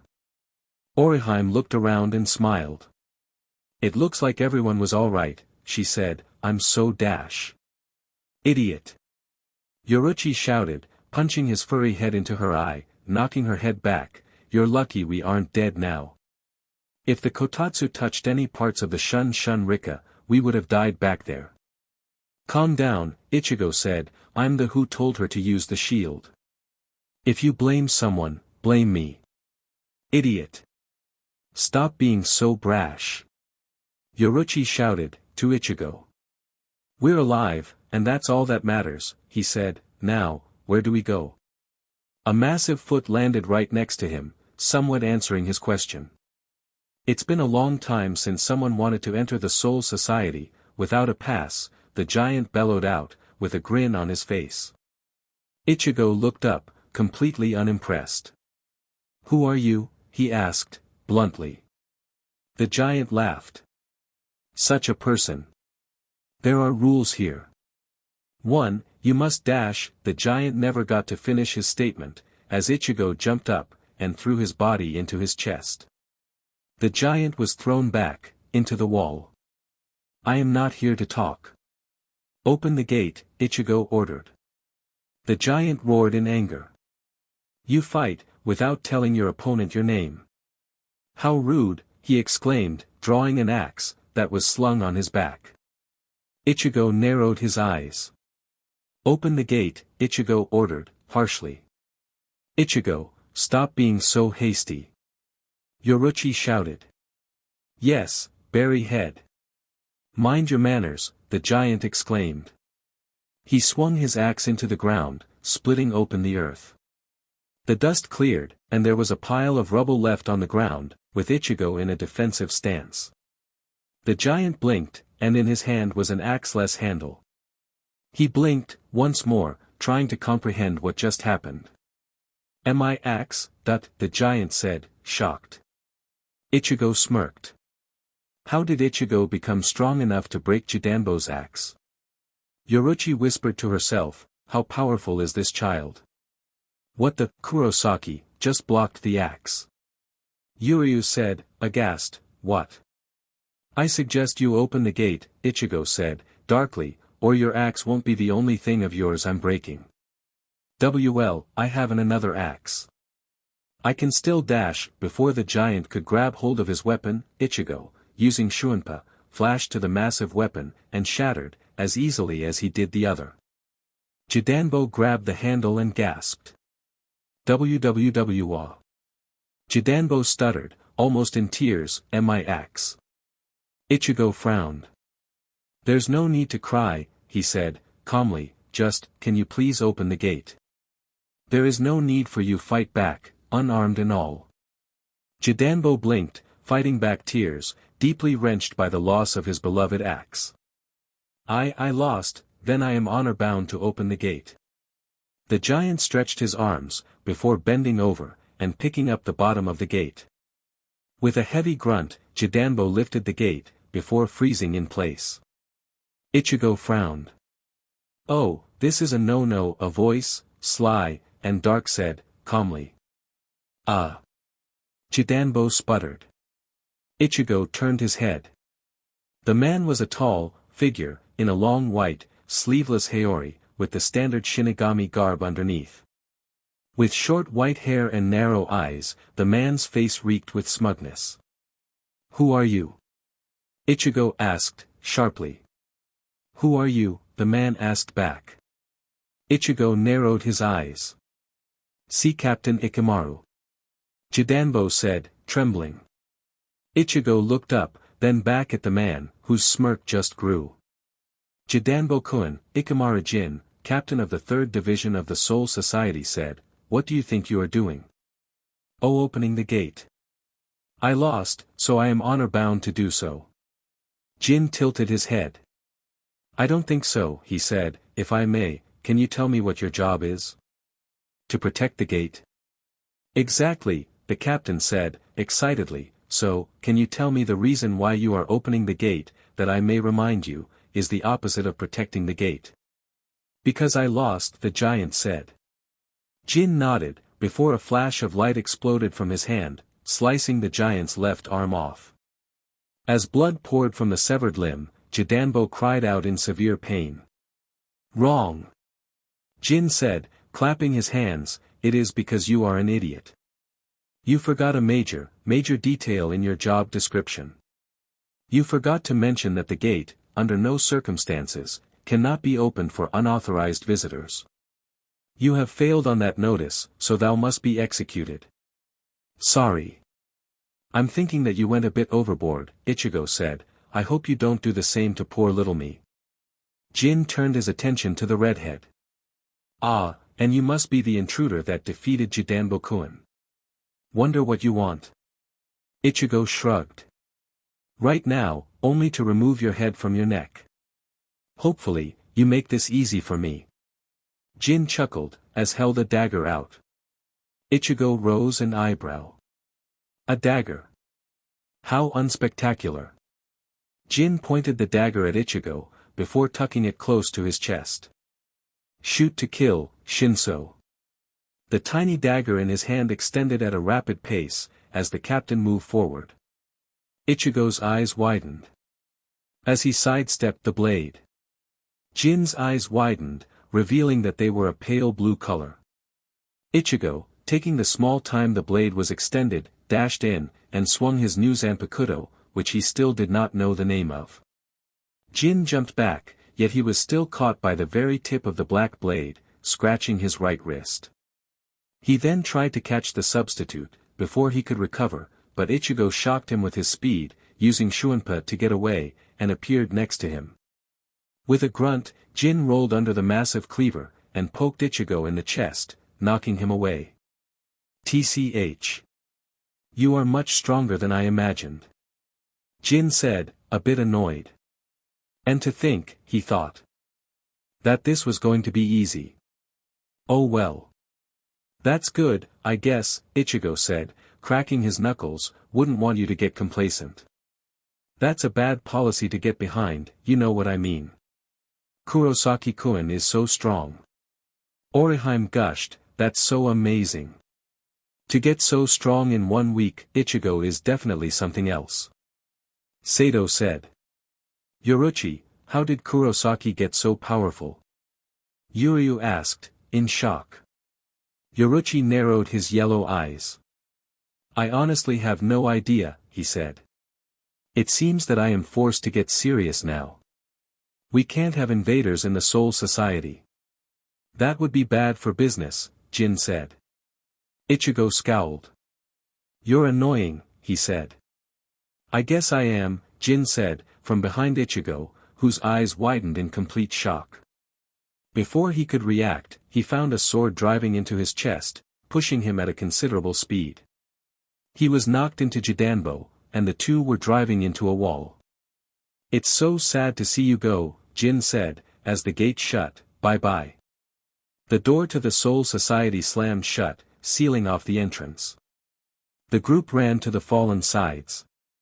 Kurosaki-kun, Jidanbo-san, are you okay? Orihime asked, concerned. Ichigo coughed up blood, before rolling onto his back. I'm fine. Just take care of Jidanbo, he said, holding his chest, trying, in vain, to keep the blood from escaping. Why is it always a hole in my chest? You don't sound fine, Yuryu said, with a small smirk. Ichigo groaned, struggling to force himself to sit up. I'm fine. Nothing wrong here. Ichigo said, and Jidanbo's wound is much more severe. I think it would be in our best interest to help him first, don't you agree? Orihime, who was nervously plucking at her hairpins, nodded, and summoned the healing around the giant. The date of your execution has been set, for 30 days, after tomorrow, Byakuya Kuchiki said, to a downtrodden Rukia. The prisoner did not respond, which irritated the red-headed man accompanying the noble. What? They denied your argument, he shouted. Byakuya narrowed his eyes. Nothing I could say could change their argument. They are stern, and thus, your punishment is thus. There was nothing I could do. Very few men hold value in the eyes of Central 46. Almost done. Orihime said, wiping the sweat off of her forehead. It had been almost 4 hours since she started healing the Guardian, and the task was nearing completion. The arm was reattached internally, but the skin was not reattaching itself so easily. Maybe people from the Soul Society were harder to heal. Healing Kurosaki-kun's wound was a lot harder too. Of course, a hole in a chest and a collapsed lung was much more serious than a dislocated arm. In fact, if Kurosaki-kun was a normal human, it would have been fatal, as said by Yoruchi. Still headstrong, he insisted that he was okay, and refused health, for 30 minutes, before falling unconscious. Ooh, Kurosaki-kun was so amazing today, she said, falling into her imagination, he was so brave. He fought so valiantly. He was rather impressive today, fighting an opponent who was so amazingly powerful, and fought him hard. He faced his enemy with no fear. Take this, Ichigo said, walking up behind the girl, holding a cup of tea. Orihime squeaked, nearly falling over in surprise. Ah, Kurosaki-kun, she said, what are you doing out here? Ichigo silently pointed at the cup in his hands. You have been out here for hours. You need to take a break before you pass out, he said. Oh, I'm fine. I'm almost done, Orihime responded, before looking down, sorry to worry you. I'm not worried. Ichigo swept his hand through his hair, before sitting down, against a wooden wall. Orihime blinked. I see that you are all alone out here, so I guess I can give you some company. Orihime blushed, before waving her arms out, in refusal. You don't have to waste your time out here, Kurosaki-kun, she shouted, I'm sure you have something more important to do. Not at all, Ichigo said, besides, me being down here keeps these DMN perverts from leering down at you. So that's a plus. Ichigo rose his head, to see if anyone was in the middle of the act, but the villagers that were once there had dispersed. Ichigo narrowed his eyes, in suspicion. It seems that a Kanzakubo has had an unfortunate accident, a man in a lush ivory hakama, wearing a heavy decorated lilac haori over it.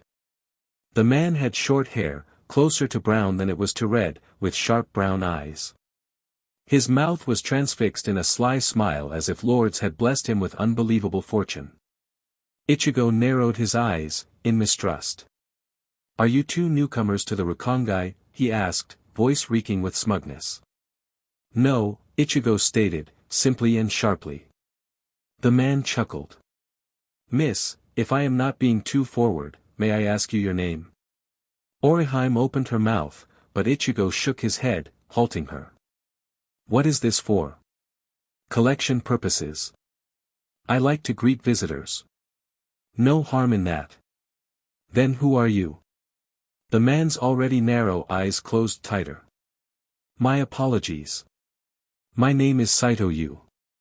I am the 7th head of the Saito family estate, leader of the royal guard. You might be Kurosaki Ichigo, he said, begrudgingly. Royalty. Why would he in the dumps, to welcome peasants? Something didn't add up. Inoue Orihime, she stated, brightly. Yu's smile grew. Inoue, how quaint, he said, ah, how the past never escapes us. What do you mean? Orihime asked. Yu looked up. Oh, nothing important. Now, if I may ask, what are you doing here? Yoruchi asked, harshly.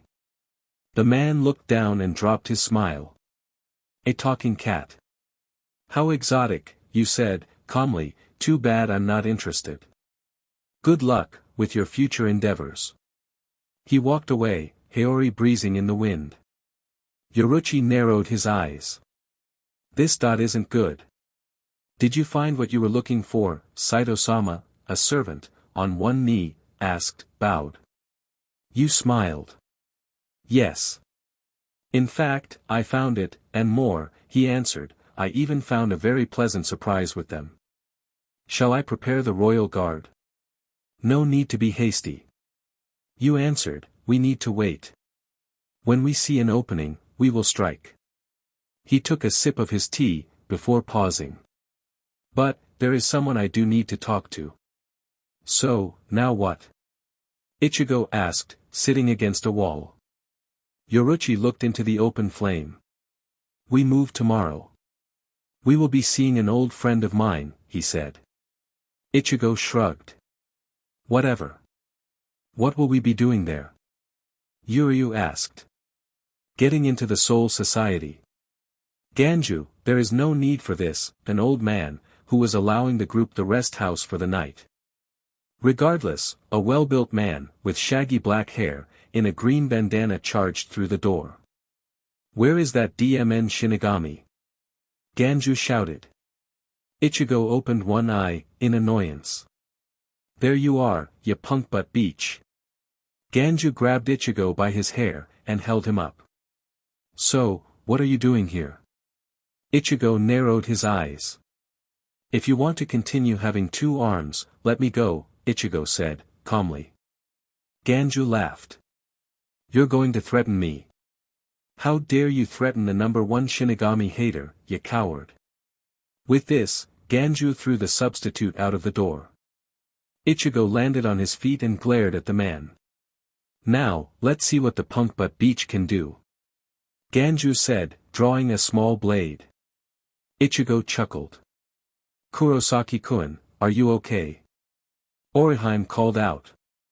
Ichigo, in responded, waved his hand, 2 fingers propped up. Do you need your sword? Sato asked. Nah, that I'm fine. Ichigo said, grimly. Fightin' without a sword, huh? Quite stupid of ya. Ganju shouted, charging in. With a sloppy swing, the man tried to strike the shoulder of the substitute, but with an easy sidestep, Ichigo avoided the attack. Back off, Ichigo said, delivering a heavy haymaker to the back of the head, slamming Ganju into the ground. Before his body could follow, Ichigo grabbed an ankle and threw him into a tree. Scooping up the blade, Ichigo advanced on the man, who went from confident to begging for his life. Please. Oh, please don't kill me. Ganju sobbed, waving his arms. Ichigo flipped the blade, before slamming it into the hand of the assaulter, plugging it to the tree. Killing the stupid is not my style. You shouldn't feel grateful, as the only cure for stupidity is death, Ichigo said, before walking away, and for your information, I am not a Shinigami. I am merely a substitute. You coward. Ganju screamed, you're just like the rest of them. Ichigo ignored the comment, walking back to the house.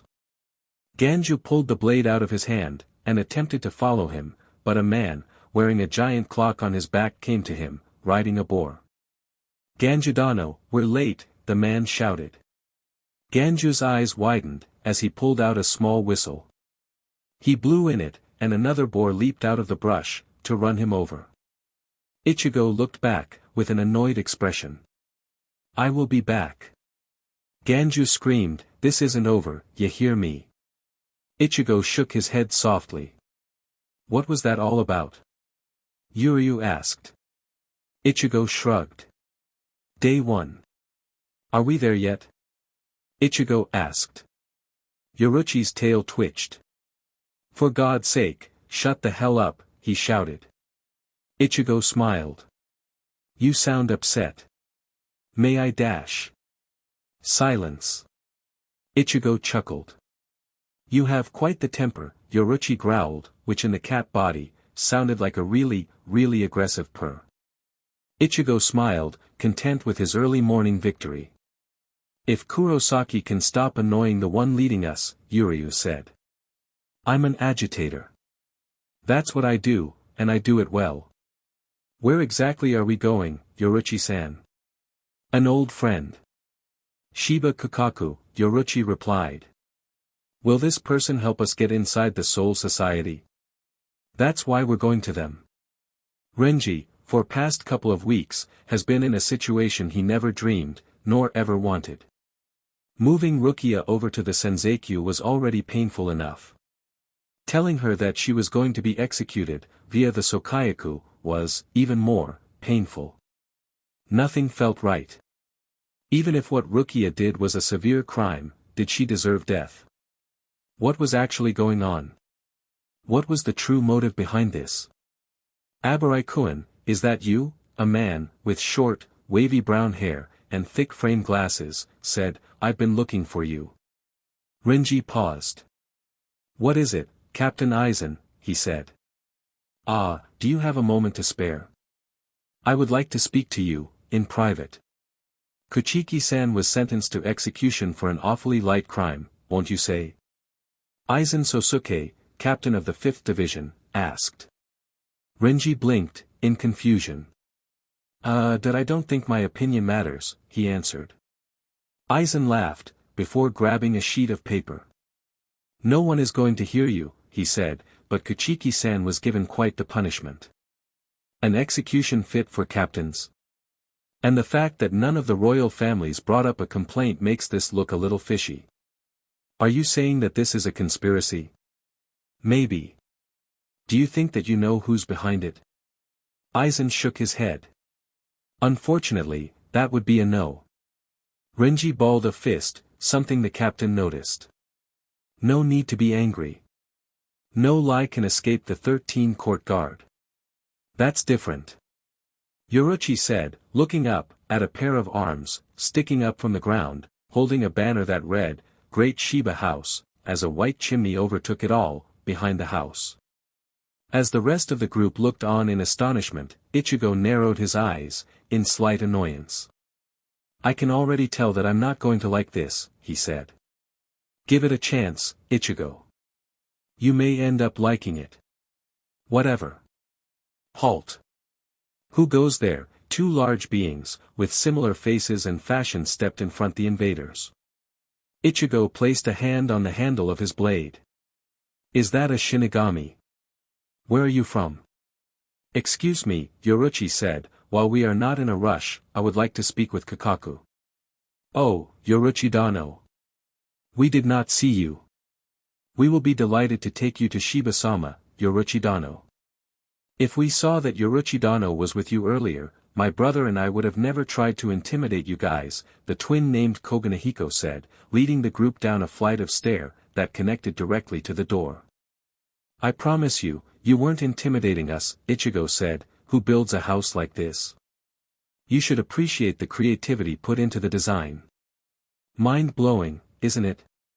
Yoruchi said. Ichigo scoffed. More creepy, than it is creative, I say. Does Kakaku-san build houses like this all the time? Orihime asked. Koganehiko nodded. A boring house is a house not fit for the Shiba clan, he said, spirited. Don't you think that this is a little extreme? Yuryu asked. Not at all. Reaching the bottom of the staircase, the group came across a simple sliding door, made of bamboo, and thin brownish paper. Who's there? A rough voice said from inside the room. Kakaku-sama, I have a special guest with me, Koganehiko said. Send them in. The burly man slid open the door, to reveal a woman. Yes, indeed, she was quite the woman. Dressed in a revealing red robe, exposing a great amount of cleavage to the world, with an equally provocative white skirt, doubting Kakaku's confidence in her looks would be a foolish wager. Despite having a stump, as a right arm. She smiled a wolfish grin, dripping with arrogance, with a splash of surprise. Look who's here, she said, Yoruchi. Long time, no see. To you, the same, Yoruchi said, calmly, I'm sure you understand the situation. Yes, I think I understand. Standing up, she rolled her shoulders and walked up to the group. I guess I should get to know the brats. Hurry up, we don't have all day. Ah, Inoue Orihime. It is nice to meet you, Orihime said, stiffly. Yasutora Sado, he said. Ishida Yuryu, the Quincy said.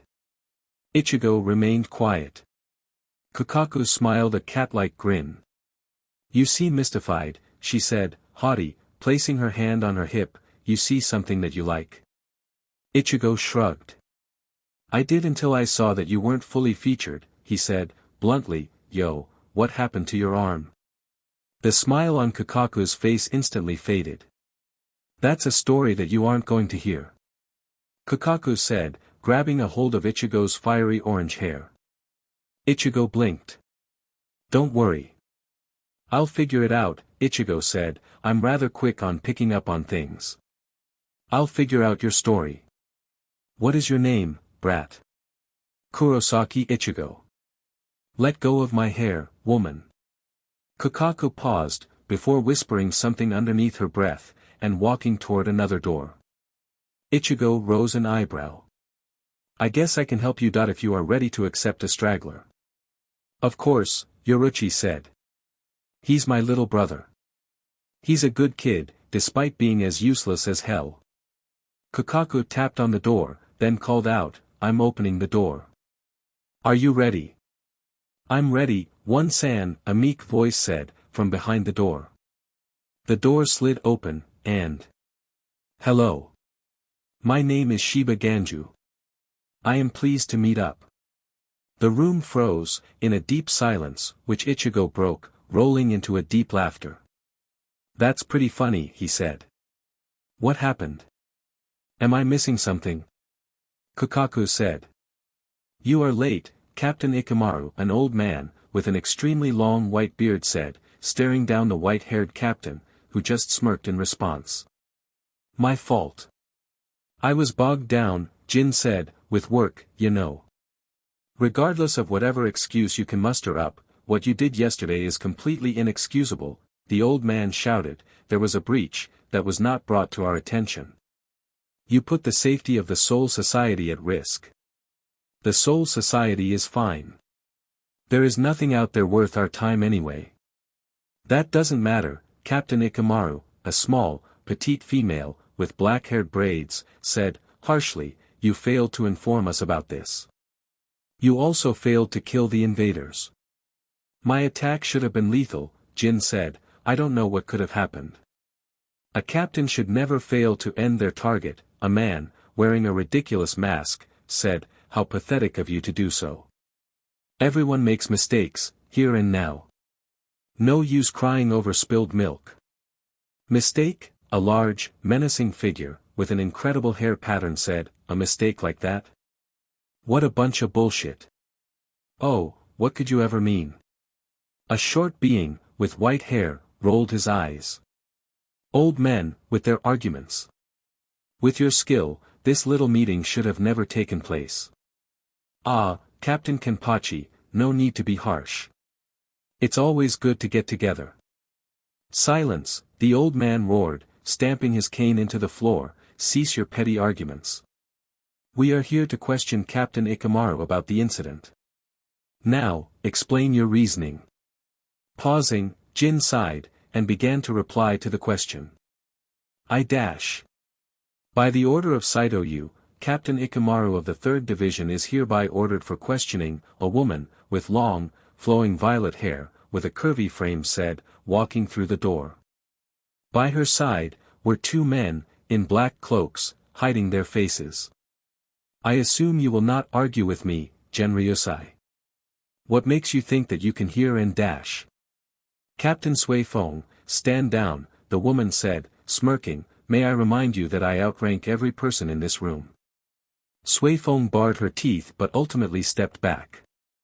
Wow, Kiryu, a man, with long brown hair, and a thin goatee, said, you gotten a bit harsh in your time away from us. That's what working underneath that man will do. Now, Captain Ikamaru, if you may. If I may ask. Sosuke said, what is the point of this? This has nothing to do with the Royal Guard. They rarely get involved in our matters. Hikifune Kiryu turned her head and shot a glare at the captain. I only follow orders. I do not question them. Shut up. Kakaku shouted, flooring her younger brother with a punch to the nose, causing it to leak blood. One-san. Ganju cried, he's the one who injured my hand, last night. Kakaku turned toward Ichigo, who was slightly amused by the spectacle, and grabbed him by his collar. "Did you do that to my brother?" she asked, in a deep tone. "Yes, I am the one responsible for the hole in the boy's hand," Ichigo said, with a calm smile, "but you gotta hear me out, it was purely in self-defense." "Explain." "One-san, Ganju whined. "Shut up. Now, explain." "Well, my crew and I were just resting up, waiting for the next day, when this guy strolls into this kind old man's house and picks a fight with me. Now, as the calm being that I am, I attempted to placate the situation, but your brother drew his sword, knife thing, and attacked me. So, in order to defend myself, I took him down, and to further ward off future attacks, gave him a minor injury." "This isn't a minor dash." "Shut up, Ganju." Kakaku said, "While I can understand where you are coming from, that's still family. And I won't let you just get away with hurting family." Ichigo's smile grew. "And while I can understand that you are not only a woman but handicapped, do not make this mistake in challenging me. As your brother will attest to, I have no problem in hurting the handicap." "What? I'm well-bodied."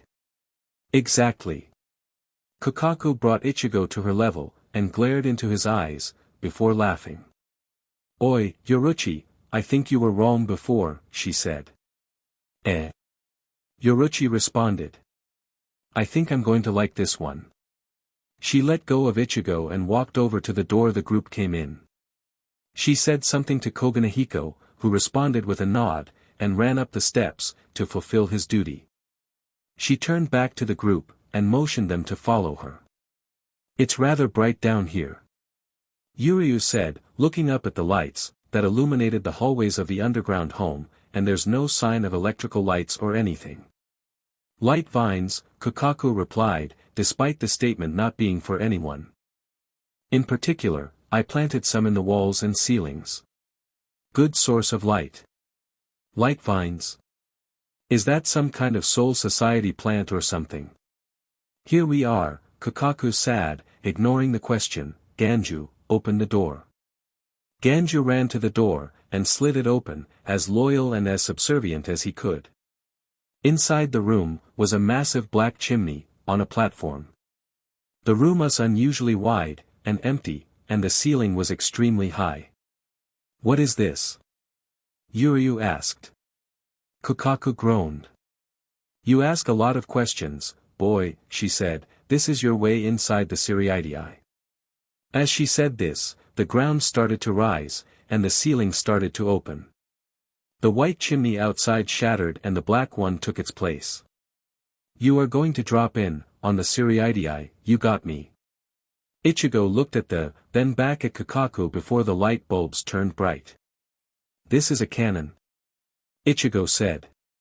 "Yes, it is, boy. And, would you say that you are decent in handling these?" "Of course, I am. I am the Soul Society #1 expert in fireworks. You lost your arm in a fireworks accident. Case closed, and I am out." Ichigo about-faced, preparing to leave. "Where do you think that you are going?" Kakaku shouted. "I'll find my own way in." "Thanks for the idea, though." Yoruchi leaped onto his head.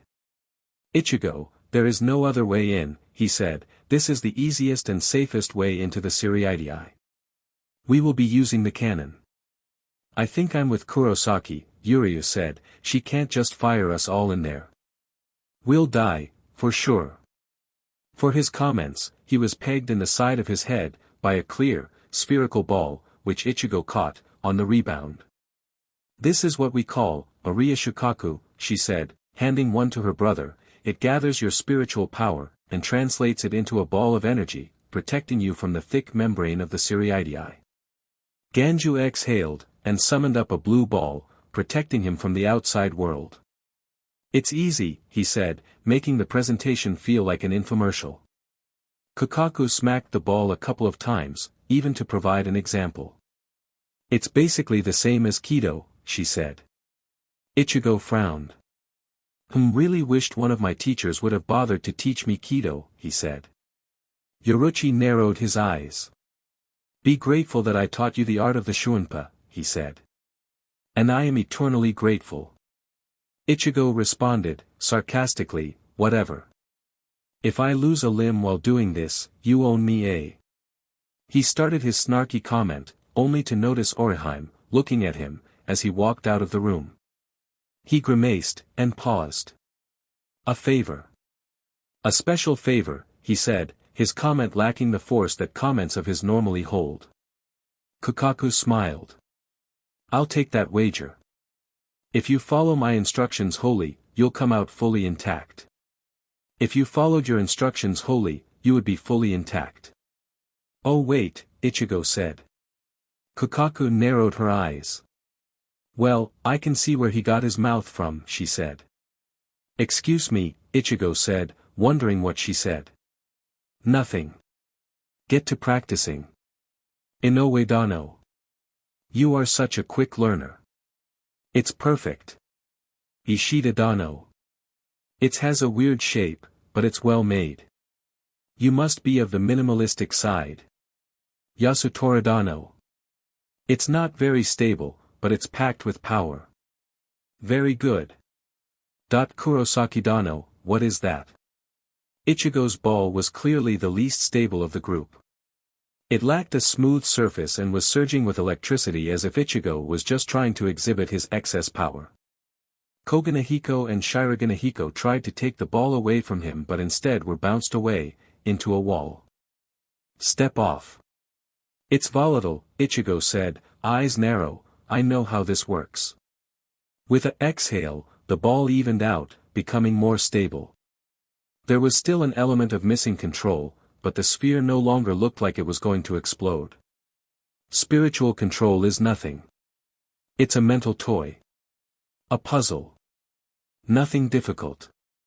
The ball flared out again, as Ichigo let go of the controls. Then why are you controlling it now, idiot? Yuryu shouted. Ichigo smiled, and shifted his head at Yuryu, shattering his ball with a quick outburst of spiritual pressure. Sorry, I couldn't hear you, over the sound of your ball breaking. Try and run that past me again. Day 2. You ready, kids? Kukaku shouted, tapping the cannon, you got a hell of a task ahead. I'm as ready as I will be, Ichigo said, scratching that back of his head, let's get this over with. Come on, get excited. Yip. Sorry to keep you waiting. Ganju said, running outside, in much more casual gear than what he was wearing earlier. I was unaware that we were waiting for you, Yuryu said. As was I. What do you want? Ichigo asked.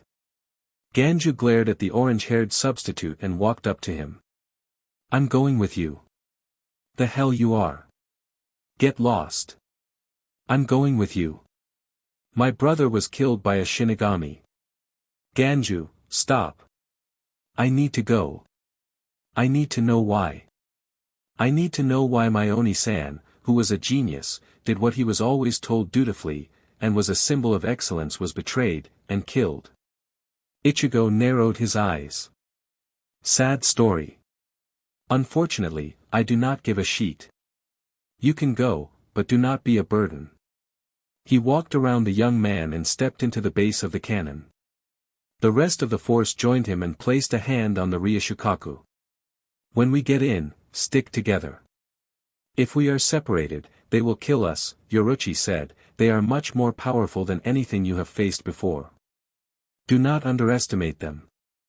I think that you are underestimating us, Ichigo said, no one would have taken this mission if we didn't know the dangers ahead. Orihime's look softened. Did I? She wondered. The confidence she had earlier started to fade. Wearing my vice captain's badge. That's a new one. Renji said, walking into a medium-sized room, with another, a small female, with her hair, wrapped into a bun, sitting inside, against a wall. Momo. You're here early. Oh, Abarai-kun, hello, she said, meekly, I was nearby. Renji shrugged and took a seat. No need to be so formal. We're friends here, he said, and you look exhausted. What's up? I'm worried about Captain Aizen, she said. He seems worried and stressed, but he won't tell me anything. Renji frowned. Yeah, I guess that is a cause for concern. Renji replied. Two other Shinigami, one with blonde hair, and a large bang covering his left eye, and one with spiky black hair, and a facial tattoo, walked in. What's the point of this? The blonde one asked, slight drawn out, even due to depression, or fatigue. Renji shrugged. Kira, you know when Saito you can find something to look into, that he will. Renji said, it's only natural. What's the leader of the royal guard doing, overstepping his boundaries? The other one said, sitting down, he's misusing his powers. He's also royalty, Shuhei, a woman, with a buxom body, something that he obviously took pride in, as her garb seemed worn loose to exhibit this, walking in, he can do whatever he wants. No one can stop him.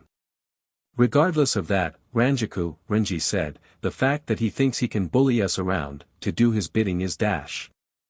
Renji's statement was interrupted, by the loud blaring of alert alarms, warning the Siriitii that through were intruders. The alert told everyone to get into their designated areas and hunt down and capture the intruders. With an unceremonious ending to the meeting, the vice-captains split up and hurried to their positions. Rukia wished she couldn't hear them. The alert alarms. She knew whom they were for. And she wished they weren't. Why did you come for me, she said, unmoving. Chapter 12, Break on through, to the other side. Well, this SCKS. Ichigo mused, arms crossed, standing in a hole, in about shin-high sand, I'm separated from everyone. He leaped out of the rubble, only to look back, confused. Wait, there wasn't sand there before. I must be with. He froze, in thought. Inoue couldn't do that, to his knowledge, and Ishida and Chad Powers can't do that, so. I'm with that idiot, I suppose, he said, tone dropping. That wasn't pleasing to know. At least he had a punching bag to knock around when he gets frustrated. Kurosaki. Where are you, you moron? Ganju shouted, in a mocking tone, like that trick I just did to save our lives. You would have died, muggle. Not me, Ichigo said, annoyed, hurry up. I don't want to be here longer than I have to. Kurosaki-kun. Orihime ummed, curled up, in a ditch. Yuryu, who was checking on her condition, frowned slightly. Why is she thinking of that idiot, he whispered bitterly. As slowly, and non-invasive as he possibly could, Yuryu tugged on her shoulder, attempting to lift the girl back into the world of the awake. Unfortunately, gentle nudges were not going to be enough to wake Orihime, so Yuryu figured that shaking the girl a little bit harder would have to do. Still, Orihime refused to rise from her peaceful slumber. Come on, Inoue-san, Yuryu said, hovering over the girl, wake dash. You're so close, Kurosaki-kun. Orihime squealed, snapping into an upright position, her forehead meeting the quincy's. Yuryu was knocked onto his back, completely stunned. Ishida-kun, she said, are you alright? I'm fine, just a little bit of a headache. We were separated by the tornado thing. Ichigo whispered to himself, trying to figure out the situation. Inoue is with the Quincy, I believe. Chad is alone, as is the cat. Now, I wonder where they could be. What are you babbling about? Ganju asked. Silence. What did you say? You better show some DMN respect for the guy who saved your life. Stop talking. I should let you ragdoll into the ground. Dot. Oh, where's that mouth of yours? Dot. Shut up, dumbass, Ichigo scoffed, before stopping. Something's not right here, he said, looking around. What's the matter? Ganju asked. Ichigo looked straight up. Where are we supposed to go, he asked. Depends. Where are you going, a bald man, from the rooftop of a nearby building asked. Ichigo and Ganju turned towards him. Whoa. Ganju said, crap, what do we do? Who are you? Ichigo asked, bluntly. The man, and his companion, a rather feminine-looking male, with black hair, and feathers protruding from his eyelashes both laughed. Funny. We should be the one asking the questions, the feminine male responded. Fire away, Ichigo said. What are you doing? Ganju shrieked, we gotta get out of here. Those two are really strong. So am I. Oh really, the bald man said, well then, I'll be your challenge. Fine. Fine. Ganju shouted, screw this. I'm outta here. The man took off, in a mad sprint, away from the scene. Yumachika. After him, the man ordered.